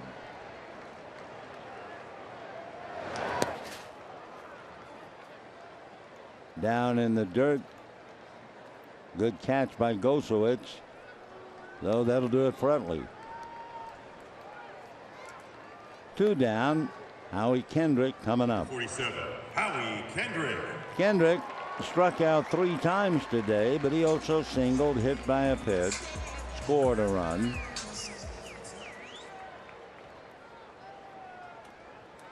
Corey Seager having another big day on deck. And a strike on 1.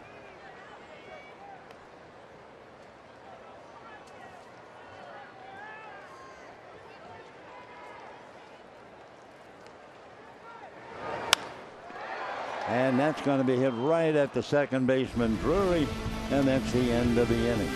Dodgers add 3 at the end of 8, 14-3.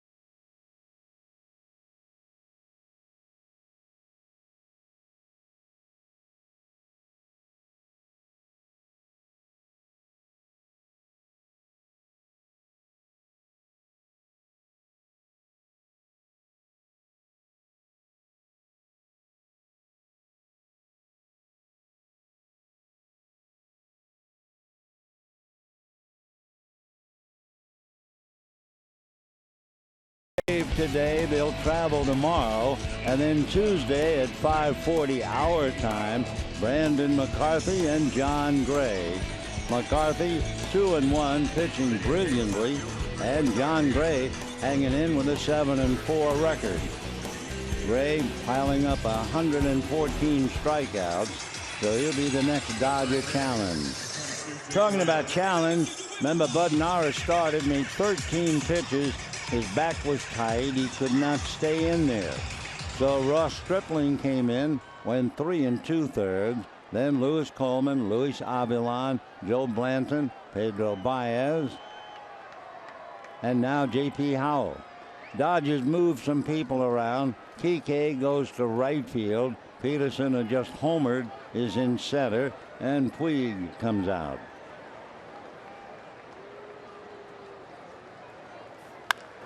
Ground ball to the middleman, and the play to first just in time. Justin Turner was so deep, almost lost the play. Number 24, Yasmani Tomas. 1 out in the 9th. Yasmani Tomas has grounded out, singled to short, popped up, 1-4-3. Tomas 17 home runs, 14 on the road, 44 runs batted in. So for the Dodgers, it appeared like it might be a disastrous game, losing the starting pitcher Bud Norris after 13 pitches. Arizona jumped out in front to a 3-0 lead. But a big error opened up the door, gave the Dodgers 3 in the bottom of the 4th. Ground ball to Utley, and we have 2 down in the 9th inning. David Peralta grounded out. He was involved in the oddest play you've seen in quite a while in the 4th inning. That's when the pitch in the dirt jumped up and went underneath the chest protector of Yasmani Grandal. The runner at third was allowed to score. We weren't quite sure how to score it. We thought maybe, catcher interference, but they ruled it wild pitch. Well, it had to be pretty wild to wind up under his chest protector. Turner gets another chance, lobs it, and that's that. So the Dodgers wind up winning a laugher. They had 3 in the 4th, 1 in the 5th. They had 4, then 3, and then 3, and wrap it up. 14 runs, 17 hits for the Dodgers. 3 runs and 3 hits for Arizona. The player of the game, without a doubt, Yasmani Grandal. He had a single, a double, and a 3-run home run. So for Grandal, a perfect day as far as he was concerned, I'm sure. That'll do it for the Dodgers. They salvaged 2 out of 3 from Arizona. They remain 2 games behind the Giants, who won today. And the next time you'll see the Dodgers play will be Tuesday from Colorado. Till then, for all of us, wishing all of you a very pleasant good afternoon, everybody.